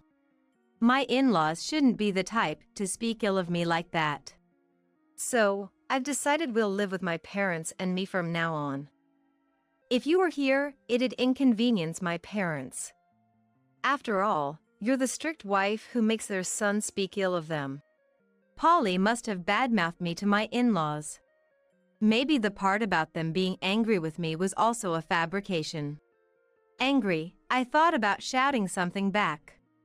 But, to stay calm, I just said, "I'll call you back later," and hung up. Luckily, Mike was home, so I immediately shared the phone call's content with him. Mike, looking disgruntled, shook his head. Polly, really? Relying on his parents at his age. That's what I'm saying. I don't understand why I have to be the one kicked out. After a long discussion, Mike came up with a suggestion that excited me. I thought this would teach Polly a lesson. First, I contacted someone by email, then called Polly's mobile phone. Polly, talking over the phone won't cut it, so let's discuss this when I get back from my trip. I said this calmly, but Polly, with a laugh in his voice, replied, "You shouldn't come back." Just as Mike advised, Polly didn't want me to return home. Expecting this, I retorted easily, "Okay, got it. I'll just move out on my own." "Huh?" Polly sounded taken aback by my unexpected response. But thinking I was just bluffing, he laughed and replied, "Move out? "Where to, when you have nowhere to go?" "Oh, to the place I'm currently at." What are you talking about? You're on a trip with friends. Wait, you're not with a man, are you?" Now he seemed to misunderstand that I was with a lover, so I decided to reveal the truth. "Well, if it's a man, it's indeed a man. But, you know, it's Dad." Mike's place." Polly sounded relieved. But he'd be surprised by the next part of the conversation. "Dad's living in a mansion in France now, so I've decided to live here too. That's why we're going to sell the house we've been living in." What? What do you mean? "Well, you should know, right? That house is in Dad's name, built for us. If I'm not living there, it's to be sold." What? But Dad and Mom are here right now. What are you going to do? That's what I said. It's no use talking over the phone. Polly, finally grasping the situation, hung up without saying anything else. He can't possibly imagine the further tragedy waiting for him upon my return to America. A week later, I returned home with Mike, where Polly was living with my in-laws. At the entrance, my in-laws greeted us with smiles. "Mike, it's been a long time." "Yes, I can't often return to America due to work. Risa has always been under your care." While Mike and my father-in-law Arnold were exchanging greetings, Polly quietly emerged. It seemed he hadn't yet informed them about the house sale. Looking awkward, Polly just bowed his head. "Polly, the movers are coming today to pick up the stuff. Have you prepared everything?" "All your stuff is already packed." "Oh, it's not just my things that are being moved out." "Huh? Do I have to move my things out today, too?" Polly's surprised shout caught Arnold's attention. "What's going on, Polly? Why are your things being moved out?" Polly, looking guilty, hesitantly explained the situation. Arnold became furious and started yelling at Polly. "You said this house was bought under your name with a loan so we could live together. Making your parents ashamed, unforgivable." Arnold's thunderous voice left Polly speechless. Then, the moving truck arrived. After my things were moved out, my mother-in-law Rothy came out to direct the movers. "Thank you for your hard work. Our stuff is prepared here, please take it." Rothy had neatly prepared all the household items, including Polly's. Seeing this, Polly was dumbfounded. "Mom? What's happening? Why are you packing Dad's stuff too? Where are you planning to take it?" Watching Polly panic and question Rothy, we all burst into laughter. "You've been completely fooled." "What? What's going on? Why is everyone laughing all of a sudden?" Indeed, this was all a plan to trick Polly, discussed in advance by everyone here. The first person I contacted by email from France was Rothy. Rothy had been worried about my tired appearance for some time. After repeatedly asking why, I ended up telling Rothy everything about Polly. Rothy was shocked, especially at the part where Polly blamed his extravagant habits on his parents spoiling him. Rothy tearfully apologized for her parenting in front of me, which made me feel guilty. But Polly's wasteful spending wasn't Rothy's fault. As I comforted Rothy, our bond deepened. For me, without a mom, Rothy became someone I could consult about anything. Mike was aware of my close relationship with Rothy. Thus, he suggested involving the in-laws in our plan. Rothy, without letting Polly know, had been looking for a new place for them to live with Arnold. Arnold's scolding of Polly was all an act. I nearly burst out laughing at their convincing performance. Rothy, thank you for arranging the movers for me as well.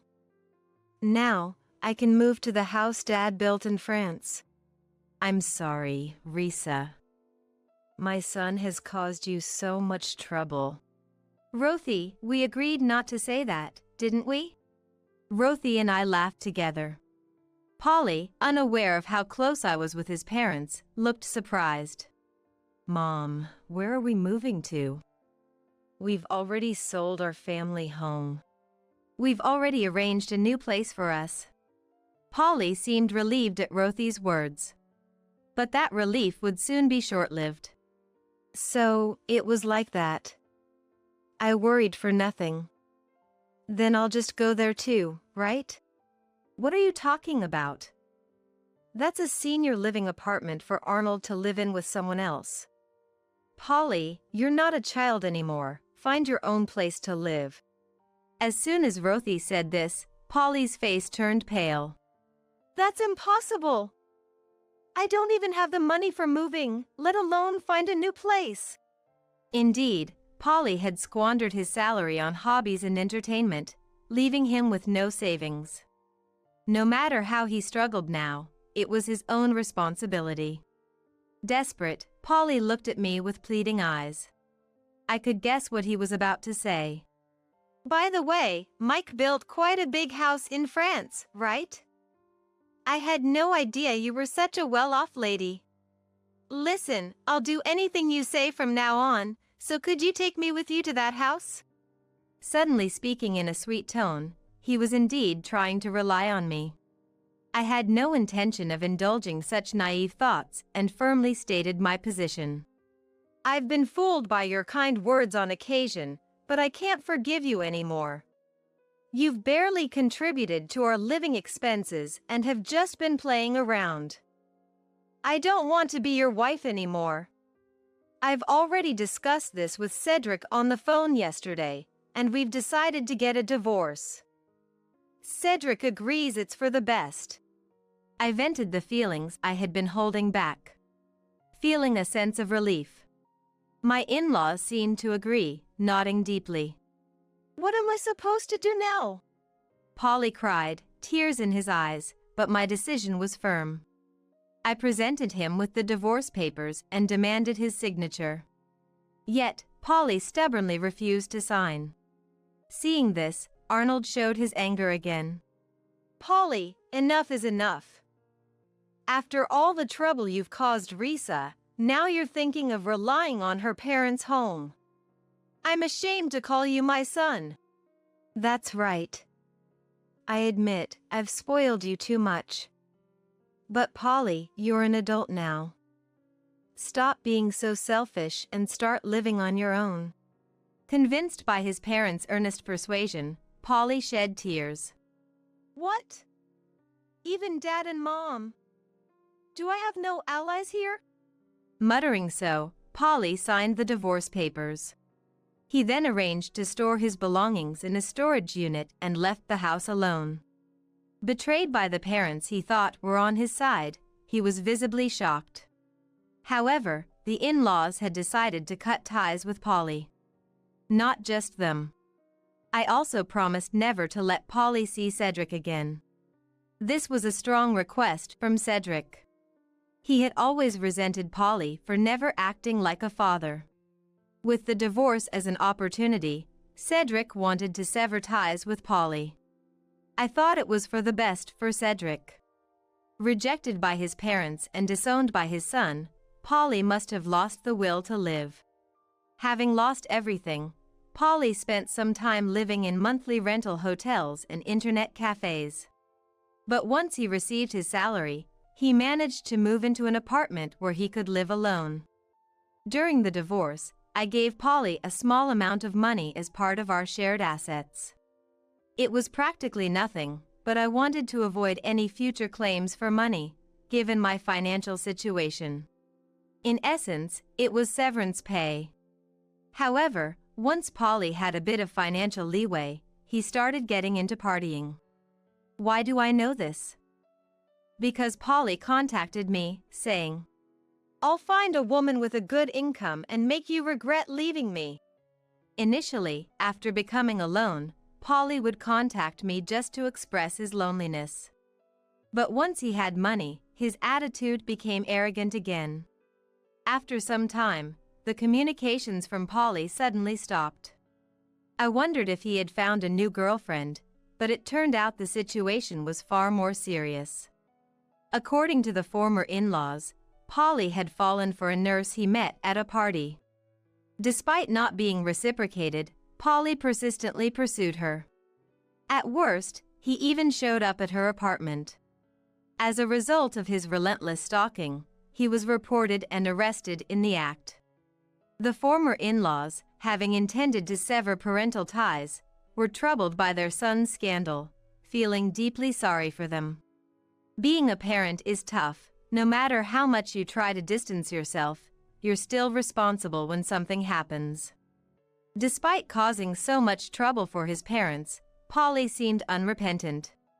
During the interrogation, "It was true love," he kept insisting. This led to a judgment that he was not remorseful, and his release was delayed. Such a man is better off cooling his head in prison for a while. After all, a penniless man in his 50s chasing such ideals will only cause annoyance. Now, I live elegantly in a mansion in France with Mike. Still not accustomed to the environment and not fluent in French, I'm not working yet. However, I can't stay unemployed forever, so I'm attending French lessons. Once I'm proficient in the language, I plan to help out with Mike's company. As time passed, Cedric graduated from university. He then moved here to work at Mike's company. In fact, Mike had called him over with the intention of making Cedric his successor. It was lonely being apart from Cedric for 4 years, but now we can live together forever. This thought fills me with joy. Now that I've become quite fluent in French, I assist with Mike's company and work as a cooking class instructor locally. Though my marriage failed, my life in France is very fulfilling. Despite being in my mid-40s, this is an ideal environment to enjoy life. I've decided to forget my past self, who worried about being plain and unpopular, and live positively. After all, there's still so much more to come. Surely, Mom in heaven is watching over me. "Hello. Hope we're not disturbing." Suddenly, the living room door opened, and in came my husband's colleague, Miller. Following him, about 4 others entered one after another, with my husband, Kevin, trailing behind them with a crude smile. Sorry, but what's going on here?" "Today's a barbecue with friends. Hurry up and buy some meat and beer." Kevin, who had established a habit of talking down to me, said this to me. It seems like birds of a feather flock together, as Kevin's friends were also directing crude smiles our way. I was furious. "I'm actually about to go on a trip, so that's not possible." "What?" Kevin's face filled with anger, as if embarrassed in front of his friends. Normally, I would panic and comply upon seeing that look on his face, but now, completely out of patience, I couldn't care less about Kevin's mood. "Just make sure you're careful with fire, okay?" "Hey!" I ignored them all and left the house. However, a few hours later, I received a call while on my trip that my husband had been taken into police custody. What on earth did he do? My name is Isabella. I'm a 48-year-old civil servant. My parents died in a car accident when I was in college. I live in the house they left me, and I graduated college with the help of insurance money and scholarships. I was lucky enough to become a civil servant, and though living alone was lonely, it was stable. The administration I worked for was far from the house I lived in, so I rented out the house I lived in with my parents and rented a studio near my workplace for myself. I rented out the house as is, but it quickly found a tenant because of its good location. The person who rented the house was very kind, and knowing my circumstances, told me I could come over any time. Thanks to the rental income and my civil servant salary, I was living a more stable life than others my age. Around that time, visiting tourist spots became my hobby. There's a unique atmosphere everywhere, somehow reassuring yet making me tense, and I loved it. I met my husband, Kevin, at a book club for working adults that a friend invited me to. I was instantly drawn to the quiet and kind Kevin. Perhaps sensing that, Kevin actively pursued me, leading the way in our relationship, which was difficult for me to navigate. After dating for 2 years, he proposed on my 29th birthday, and we got married. The following year, our daughter, Evelyn, was born, and we were very happy. However, that's when Kevin's true nature began to show. Since I was working, we had agreed to share household chores. Kevin had kept to this agreement until I went on maternity leave, but as soon as I started my leave, he began going out to drink more often and completely stopped doing any household chores as soon as I took parental leave. Hey, the dishes are your job, right? Please. What? You've been lazing around all day at home and you're giving orders? You should do it, Kevin said, and quickly prepared to go out. After Evelyn was born, he would go out to drink about 4 times a week on his own, not caring at all for Evelyn. Juggling childcare and household chores while suffering from sleep deprivation due to night feedings was extremely hard.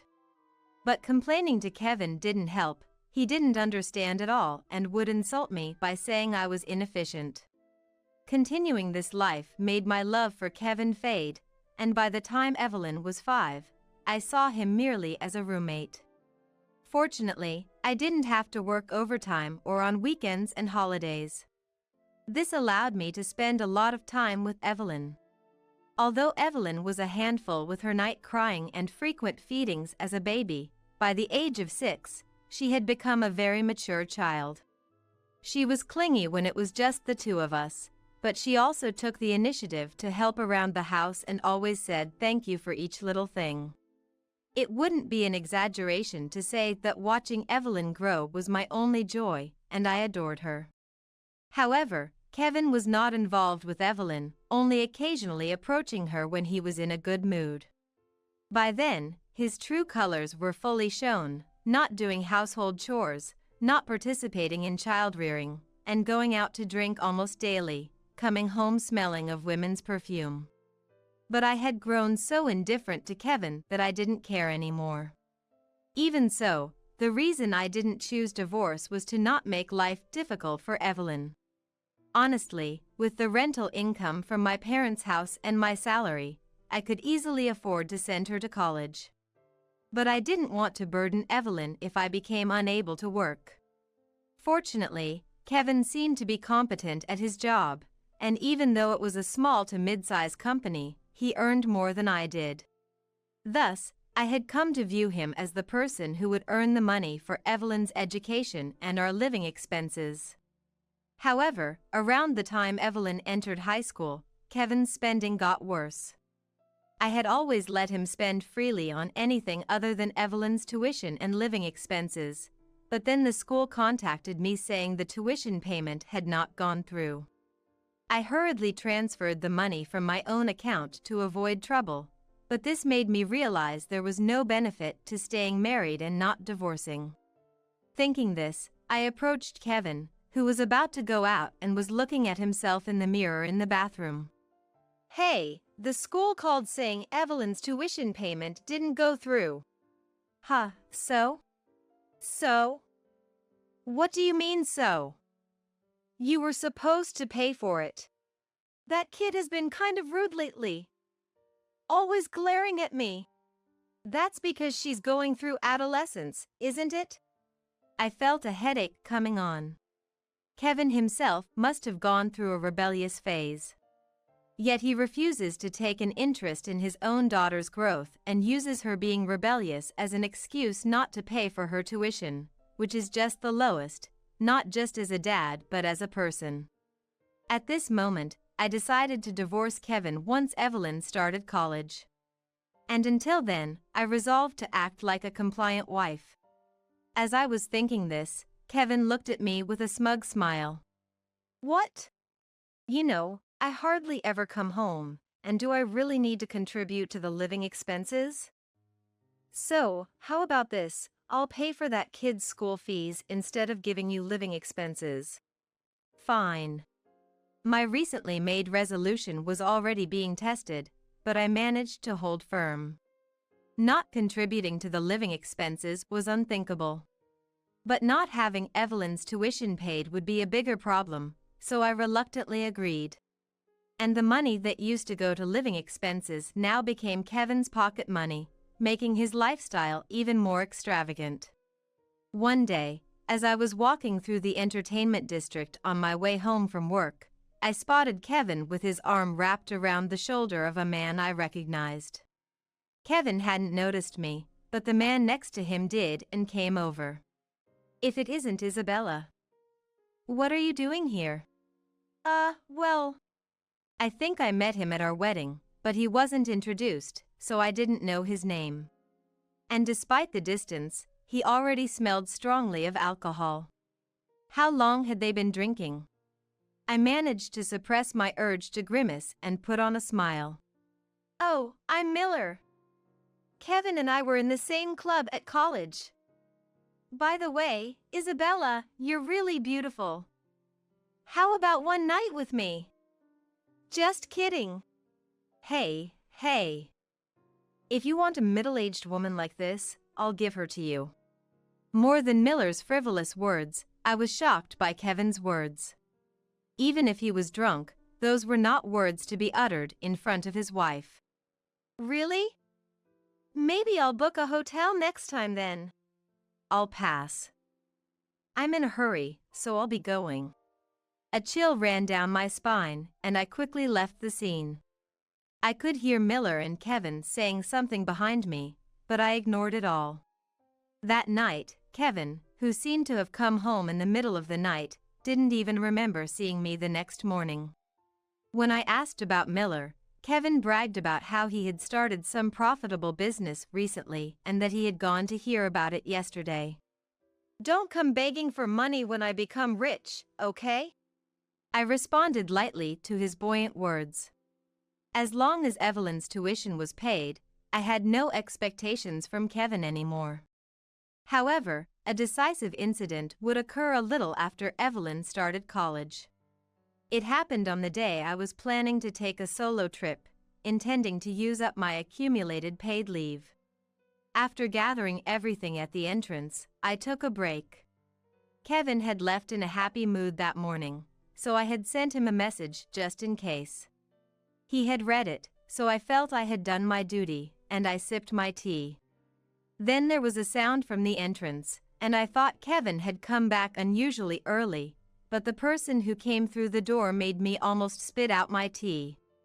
Hello. Hope we're not disturbing.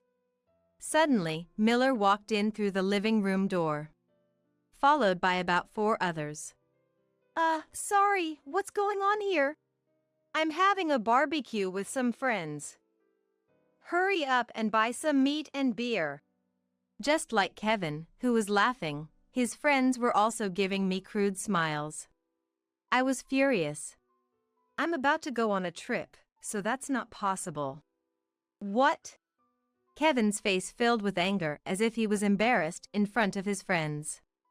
Normally, I would have panicked and complied upon seeing his face, but now, completely fed up, I had no interest in Kevin's mood. Just be careful with fire, okay? Hey! I ignored them all and left the house. However, a few hours later, I received a call while on my trip that my husband had been taken into police custody. What on earth did he do? The call from the police was for identification, and they said I didn't need to come to the station right away. Apparently, they asked Kevin if he could prepare clothes for staying in the detention center because the interrogation might take a while, and he gave them my name and contact details. We could lend some and bill you later. Oh, that's fine. Please make him pay for it. Understood. We'll contact you if there's anything else. Yes, please do. It seems the reason for being taken into police custody was attempting to forcibly bring a woman who was walking outside while drunk into his home. It was a red-handed arrest, and there was no room for excuses, and he would likely be charged. Miller was facing other charges, and there was a possibility that Kevin was involved as well. Hearing that, I sat down on the spot. It was good that I had arrived at my destination. I cried. Then, coffee was placed on the table in front of me. Mom, are you okay? What happened? Actually, the place I was traveling to was the area where Evelyn's university is located, and I was going to stay at Evelyn's place during my trip. The call from the police came just as I was about to take a break after arriving at Evelyn's place. Dad's been arrested by the police. The reason is a bit. It's okay. Tell me when you've calmed down. Hey, Mom, maybe you should seriously consider divorce. You've been enduring for my sake, right? I ranked first in my class this time. I got a scholarship with no repayment obligation, my professor told me. So, I'll be fine. Evelyn. You're right. Evelyn's words made up my mind. As a parent, I felt unreliable for making my daughter say this, but at the same time, I was very happy that Evelyn had grown up to be so kind and splendid. A few days later, I received a call from the police that only Kevin had been released. It seemed Kevin claimed to be a victim, unaware that Miller's business involved criminal activity. In fact, it was proven that Kevin knew nothing, and he was declared innocent, which disappointed me internally. The day after the police contacted me, Kevin called me. I didn't want to answer the phone, but thinking about what comes next, I decided to answer. Hello? Ah, you picked up. Where the hell are you? At Evelyn's place. When I said that, Kevin seemed to think for a moment. But eventually, he didn't come up with an answer and quickly raised his voice. I don't know where that kid lives. Just come back home. The housework is piling up. Sorry, but I'm not coming back. What? My firm refusal seemed to surprise Kevin, and he was momentarily speechless. I repeated slowly to the silence on the other end of the phone. I'm not coming back. Please, let's get a divorce. Do you even know what you're saying? Kevin managed to squeeze out some words. I didn't respond to him. Then, simultaneously, I heard the sound of a mobile phone being dropped on the other end. He must have been quite shocked. I delivered the final blow. Let's discuss the rest through a lawyer. I'll have my lawyer contact you later. Wait, hey! Isabella! Kevin was calling my name, but I hung up without a care. Then, I contacted the lawyer I had just hired yesterday. It seemed the lawyer had reached out to Kevin immediately, as I received multiple calls from Kevin, all of which I ignored. I then contacted my workplace. I had already been considering early retirement, but I took this as an opportunity to resign and decided to live near Evelyn. Fortunately, I had an inheritance left by my parents and a steady income from renting out my family home. Additionally, I would receive a severance package, so living on my own wouldn't be an issue. Since it would take about 2 months to finalize my resignation, I rented a short-term apartment near my workplace to wrap up my job. I commuted from there and completed the handovers and other work. During this time, Kevin called me multiple times, but I had my lawyer handle all communications. Kevin was adamant about not wanting a divorce, and despite hearing how much he had hurt me, I didn't do it. It's all a misunderstanding. He kept insisting. Reluctantly, I agreed to a meeting. It was challenging to even set a date, but 3 weeks after proposing the meeting, we finally scheduled it, and I prepared myself for a major confrontation. On the day of the meeting, the person who showed up at the meeting place was a completely sullen middle-aged man. I'm not going to divorce.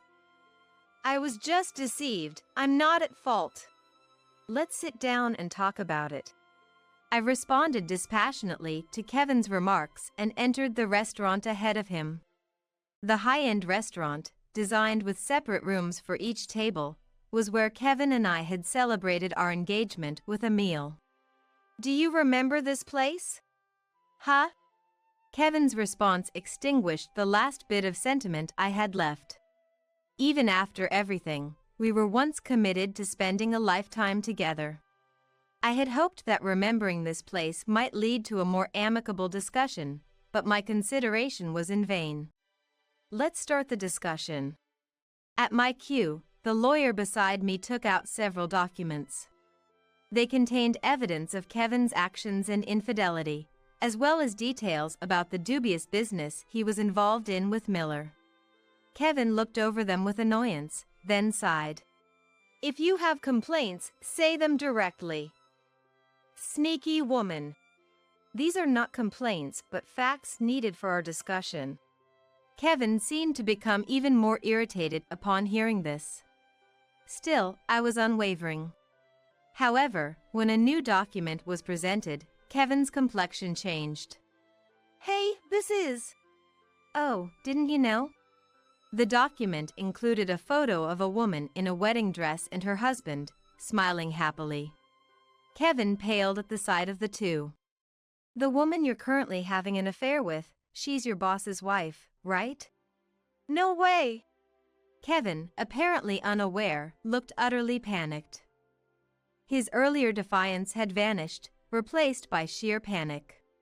Investigations revealed that Kevin had been involved with the affair partner for about 3 years, considering divorcing me and marrying her until their communication recently became sporadic. She had married Kevin's boss before meeting Kevin. Apparently, it was a shotgun wedding. They had just taken their 10th anniversary wedding photos. Of course, the evidence was sent to Kevin's company, and it was scheduled to be delivered to Kevin's boss today. The affair partner would also be receiving a certified mail by now. Speak of the devil. At that moment, Kevin's phone, placed on the table, rang, displaying his boss's name. Kevin didn't answer, so I tapped to take the call and put it on speaker. A furious shout, loud enough to break windows, erupted from the phone. You've been betraying me? Having an affair with my wife during work hours is a betrayal to the company as well. Don't expect to stay comfortably at the company from tomorrow. I'm sorry. Kevin's apology was pitiful, with none of the charm he once had. I pushed the divorce papers towards him, tapping on the name field twice. So, will you sign the divorce papers for now? No. With the prospect of remarrying his affair partner gone, Kevin stubbornly refused to divorce. I called out towards the door, seemingly in a quandary. Says he. This is a problem. What should we do? Is someone there? Kevin asked, fearfully looking towards me as I gestured with my eyes towards the door. As he reluctantly looked at the door, which then opened to reveal someone, Kevin's face turned pale, and he began to tremble. Dad, Mom, why are you here? Standing there were the in-laws. Kevin wasn't on good terms with the in-laws' house, and after we got married, he forbade me from interacting with the in-laws. So, for Kevin, the last people he expected to see here were present. My mother-in-law briefly greeted me before walking up to Kevin with a raised hand, delivering a sharp slap that left his face red. With a face even redder than Kevin's, my mother-in-law started shouting. How could you? You have a wonderful wife like Isabella and you cheat? What have you done? Wait, Mom, you and Isabella haven't seen each other since we got married. How would you know she's wonderful? Before I could answer Kevin's reasonable question, my father-in-law spoke up. Isabella has been sending us letters every month, showing us how Evelyn is growing up. Recently, she and Evelyn even came to visit us a few times. You, who haven't contacted us even once since getting married, don't deserve such a good person. Hey! Didn't I tell you not to contact them? Why are you going behind my back? Kevin turned away from my father-in-law and yelled at me. In reality, the in-laws' house is a farmhouse, where Kevin's brother and his wife live together. Kevin, who inexplicably despised this arrangement, would constantly criticize and make snide remarks towards his brother's wife, resulting in him being kicked out after graduating college. When I learned from the in-laws and Kevin's brother's family that Kevin forbade me from talking to them because he feared his misdeeds would be exposed, I felt dizzy from my poor judgment in men. When I sent the greeting letters, they would kindly call me back. That's how we secretly continued our relationship. You were deceiving me? Who I associate with is none of your business. I don't want to hear it from a man who repeatedly cheats and gets involved in shady dealings. As I retorted, Kevin was visibly frustrated. Suddenly, he defiantly signed the divorce papers. Seems like you went through a lot of trouble. Fine, I'll divorce you, but don't expect to get any money or the house from me. What are you talking about? You won't be dividing anything. Everything will go to Isabella. My mother-in-law interjected, nudging Kevin, who was overwhelmed by her. I watched him coldly before storing the divorce papers in my bag and leaving the restaurant with my lawyer. Afterward, I went to the municipal office to submit the divorce papers. Though it happened quicker than I thought, my heart felt incredibly calm. Kevin was fired from his small company after being accused of having an affair with his boss's wife and engaging in infidelity during work hours. Having handed over the house and money to me, he was left with nothing. Eventually, the in-laws took him back to their house temporarily before sending him off to a distant relative's place. Kevin's brother's wife, not having forgiven his past actions, refused to even let Kevin into the house. Actually, her daughter, who got married last year and is soon due for delivery, was coming home soon. It being summer, Kevin spent a night in a small shed on the property before being taken away early in the morning by the relative. The affair partner and her husband, Kevin's boss, although they didn't divorce, were forced to live with the boss's parents under constant surveillance and endured endless taunts and harassment from her mother-in-law. Kevin once escaped to see the affair partner, but she was just playing with him, and upon seeing him, she demanded, "Give me some money to escape." My mother-in-law learned through relatives that Kevin was devastated by this. Kevin returned to the relative's house, shocked. Now, Kevin works non-stop, and even on his rare days off, he can't go out satisfactorily due to the relative's surveillance.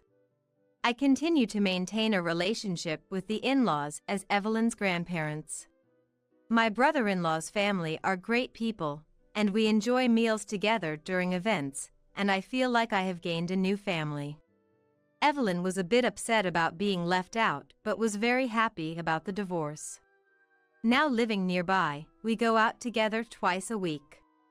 As for me, having moved to a region with many tourist spots, I'm immersing myself in hobbies at leisure. Owning 2 houses in the city center and renting them out, I can cover my living expenses with the rental income alone. So, the severance pay, remaining insurance money, and the settlement from Kevin's divorce are freely used for Evelyn's college expenses, my hobbies, and travel. I often think I should have divorced sooner, enjoying such a leisurely life. Well, shall we go? Holding the plane ticket Evelyn gave me for my birthday, I set off on a trip. I'm Isabella. I really dislike my parents. What bothers me the most is their obsession with what others think. They use their affectionate behavior towards me to win over people's approval. It seems like that's all that matters to them. So, at home, they were very strict with me. I was constantly nagged about etiquette and how to speak properly, down to the smallest detail. Naturally, I rebelled against that, but they never listened to what I had to say. All that mattered to them was appearing as good people in the eyes of others.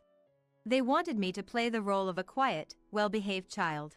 As a young girl, I just convinced myself that it was how things were supposed to be. How long would I have to endure this? Would I have to live with this dissatisfaction forever? I want to get out of this house as soon as possible. Even as a child, I was consumed by this thought. But unexpectedly, a turning point came much sooner. It was when I was in elementary school. My sister Chloe was born. And she was much more pretty than me. It was only a matter of time before our parents' interest shifted from me to her. Eventually, all their love and attention fully turned to her.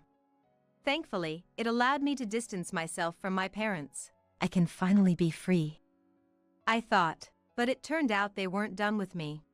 I realized it during my senior year of high school. It was when I told my parents I wanted to get a job. Of course, I had always thought about leaving home since I was little. Graduating high school was my chance to leave.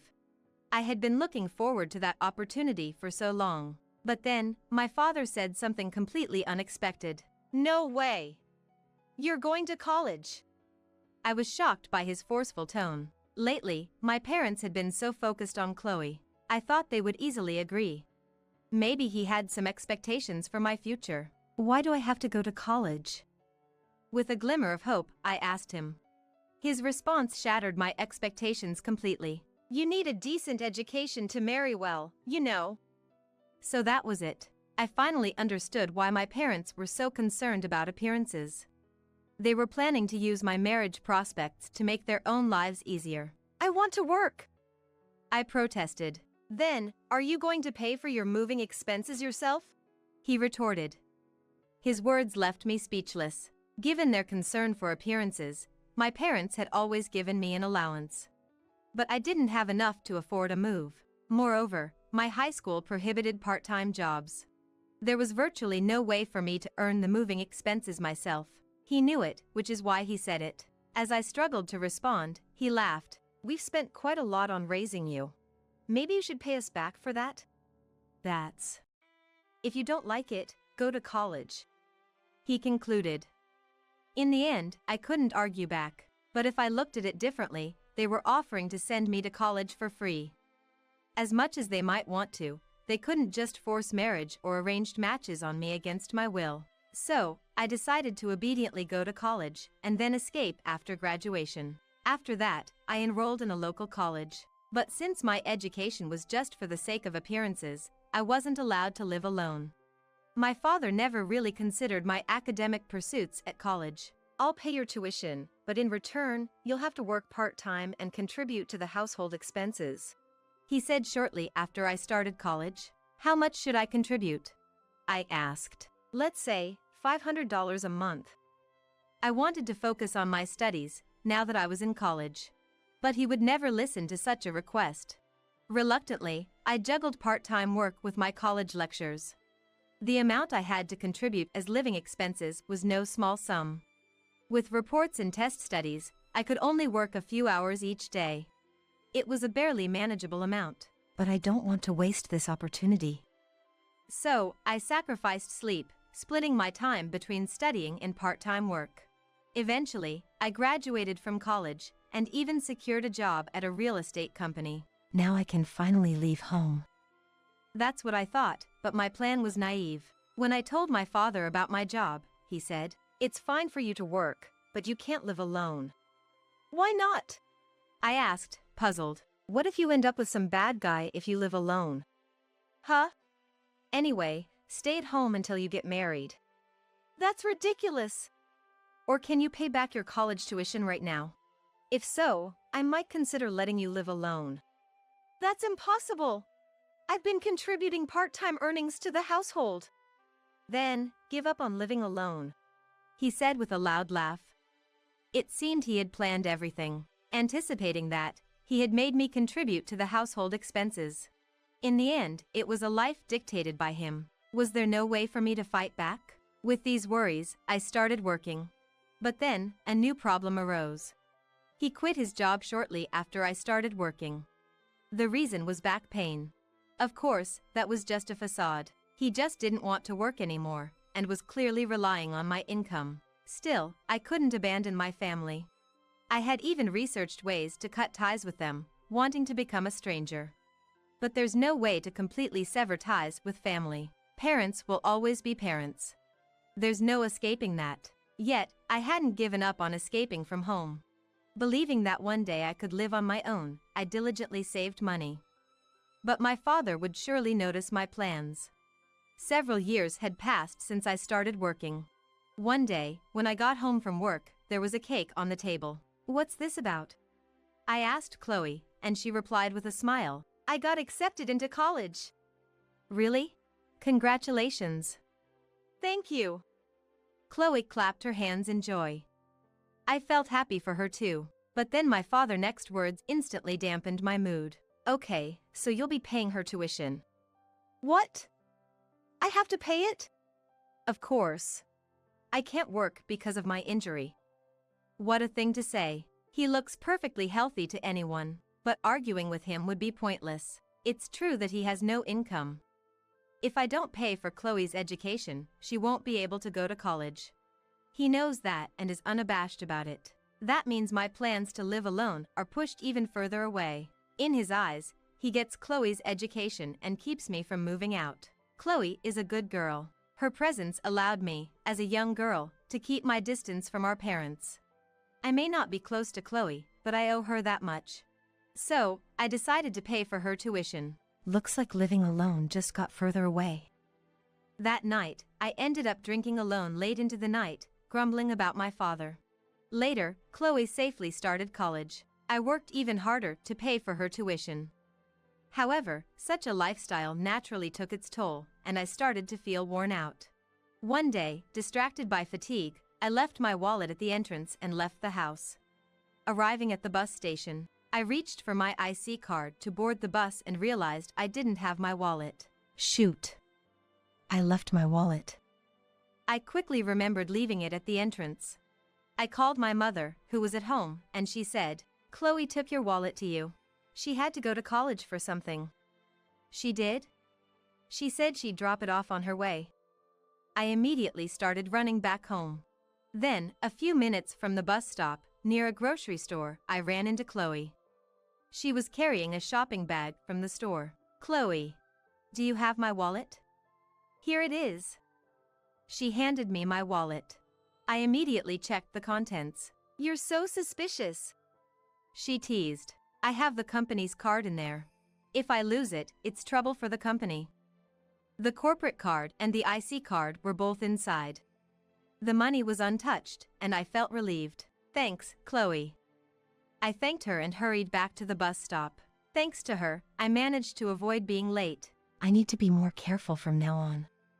That night, I bought a thank you cake for Chloe. She was delighted, and I was grateful. But at that time, I was making a big mistake. Some days later, Aria from accounting came to me at work. "Can I talk to you for a sec, Isabella?" She was a very reliable colleague.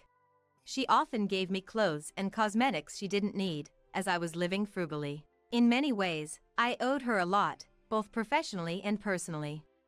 So, I thought she wanted to talk about something personal, but it turned out to be a bit different, and Aria took me to a private place. "What's going on, Aria?" "Listen.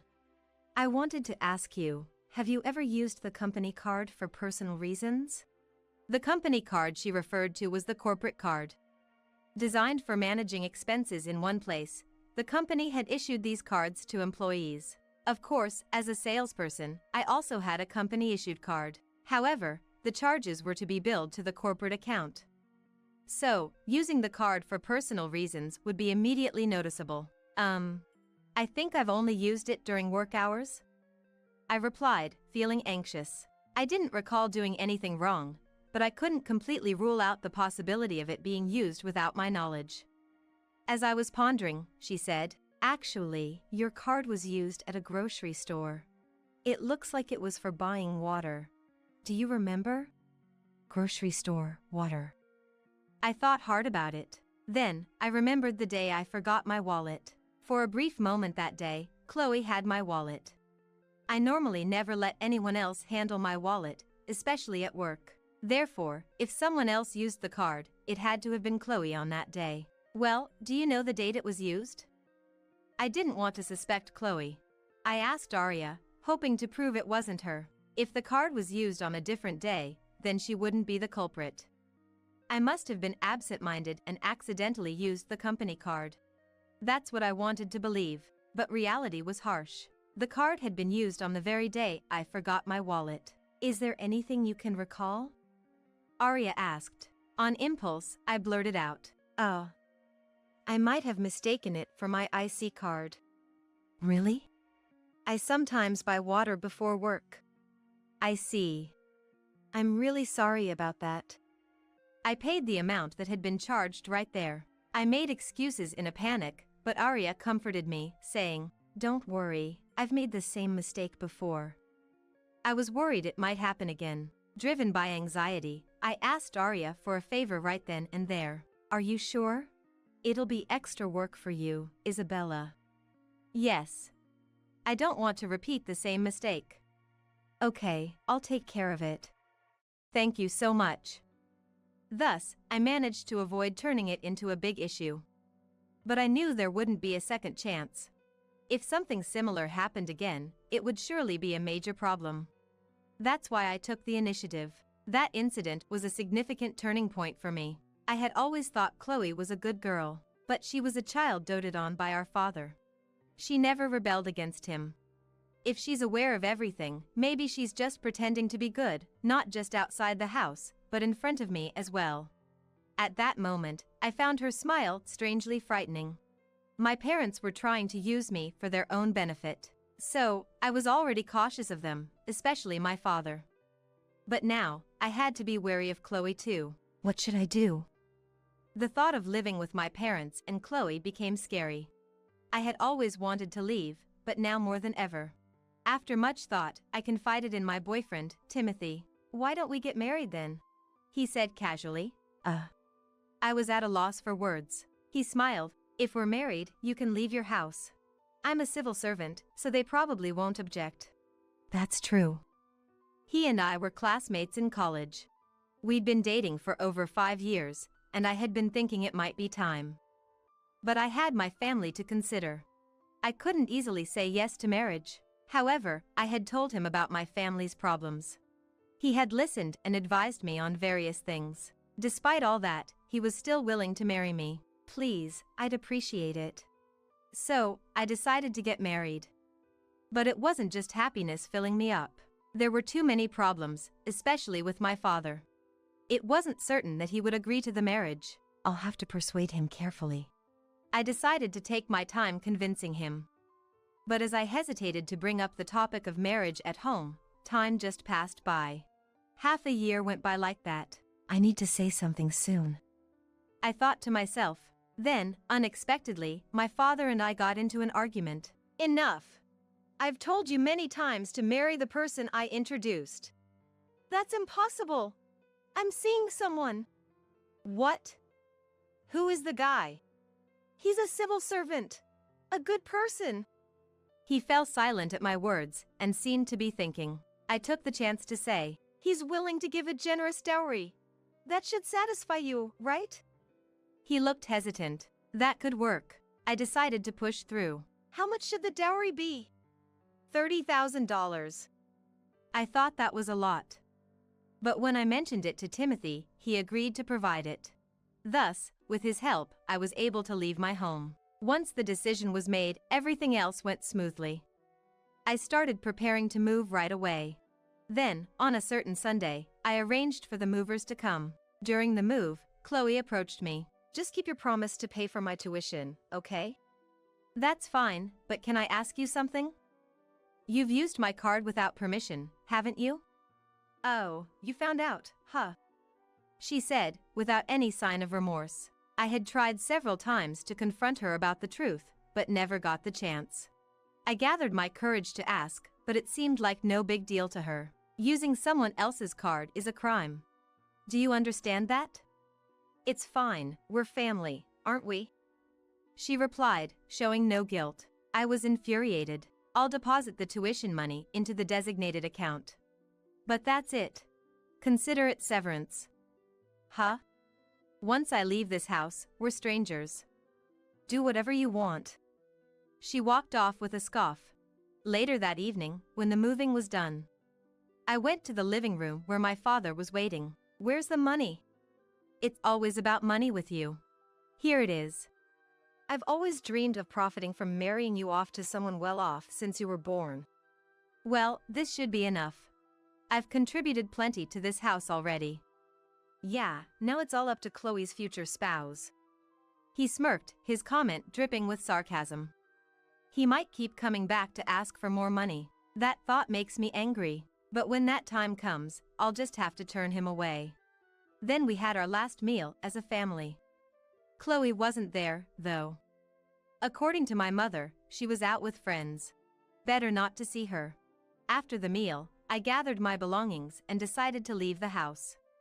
But as I was leaving, I ran into Chloe. Oh? Still here, Isabella? Ah, right, here, I'm returning this. Without a word, she handed something over. I looked down and saw it was the company card.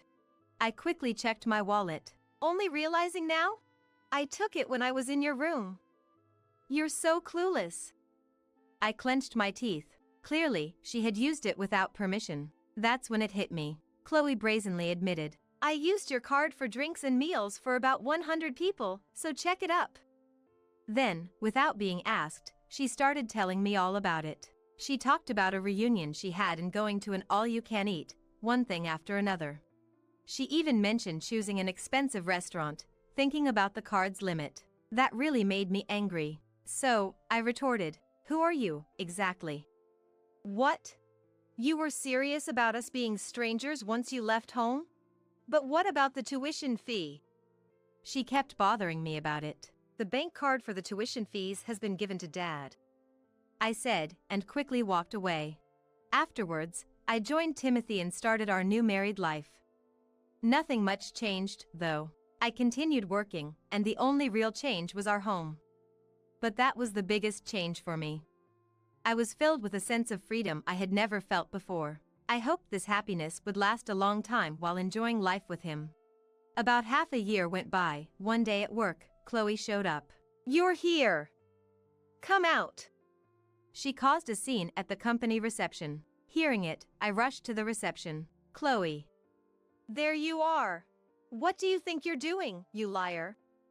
She yelled the moment she saw me. She started shouting at me, showing me her bank card. I got a call saying the tuition couldn't be withdrawn, and I was embarrassed, you know. What are you talking about? I made sure to deposit it. Huh? But it clearly hasn't been withdrawn. Don't you even know how to check your bank card? Are you really a university student? Of course I am, 4th year at a national university. I've even secured a job. She yelled. Sighing, I explained. I deposited this year's $5,000 tuition fee. Here's the deposit record, see? That's exactly it. That amount was withdrawn from the card. You must have done it. It was you who withdrew it, right? I don't even have a card. So it was you. But I heard you paid for foods for 100 people with it, didn't I? Foods? What foods? Don't you remember paying for an all-you-can-eat for 100 people with the card? As I questioned her, her face turned pale. In a panic, she started making excuses. I used your company card, but it's a corporate card, so. Clearly, she didn't understand. So, I explained to her carefully. A corporate card withdraws from the corporate account. That's correct knowledge. So, the card I used was. But once, someone used my card without permission. So, I had the withdrawals changed to my personal account. Personal account? What I had was indeed a corporate card. That was when I realized. The withdrawals were being made from my personal account, not the corporate account. That setup, while involving more paperwork for expense claims, allowed for private use of the card. Essentially, it eliminated the need to carry multiple cards.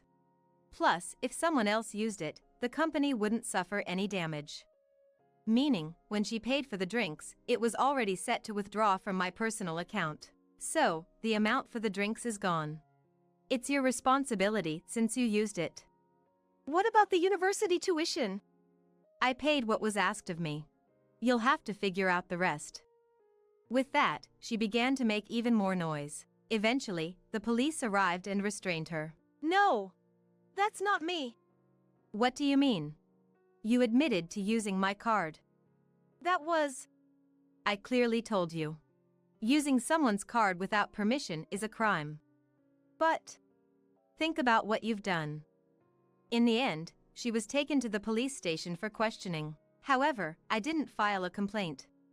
I didn't see the need, especially since someone had uploaded her outburst at my company on social media. Unsurprisingly, it quickly drew a wave of criticism. She ended up being expelled from her university. After that, my parents, who concerned about appearances, moved to the countryside with her. It seemed they thought they could escape the scandal by leaving town. Their plan was to find a marriage partner for Chloe there and then extort money from him. But given their bad characters, it was unlikely to work. I heard they quickly got into trouble with Chloe's new partner. Isabella! We're being sued for damages! Help us! My father contacted me about a month after I moved. Causing trouble within just a month, they would likely repeat the same mistakes. I'm sorry, but if you come to our house, I'll file a complaint about the previous incident. Be prepared for that. After I said that, he stopped contacting me. But with no money and no job, I couldn't help but worry. So, I had a private investigator secretly check on them, and they turned out to be working together at a logistics warehouse. Apparently, it was the company of the person Chloe had clashed with. They must have been told to work off the debt if they couldn't pay it. Hearing they were working long hours in a gloomy warehouse, I felt a bit relieved. They should be able to pay off the damages and earn their living expenses. I decided to let them fend for themselves and keep working. Meanwhile, Timothy and I continued our happy married life. My job was going well, and my sales performance was steadily improving. With no family around, money was accumulating. All that good fortune made me a little apprehensive about the future. But for now, I want to fully enjoy this happiness I've finally attained with Timothy.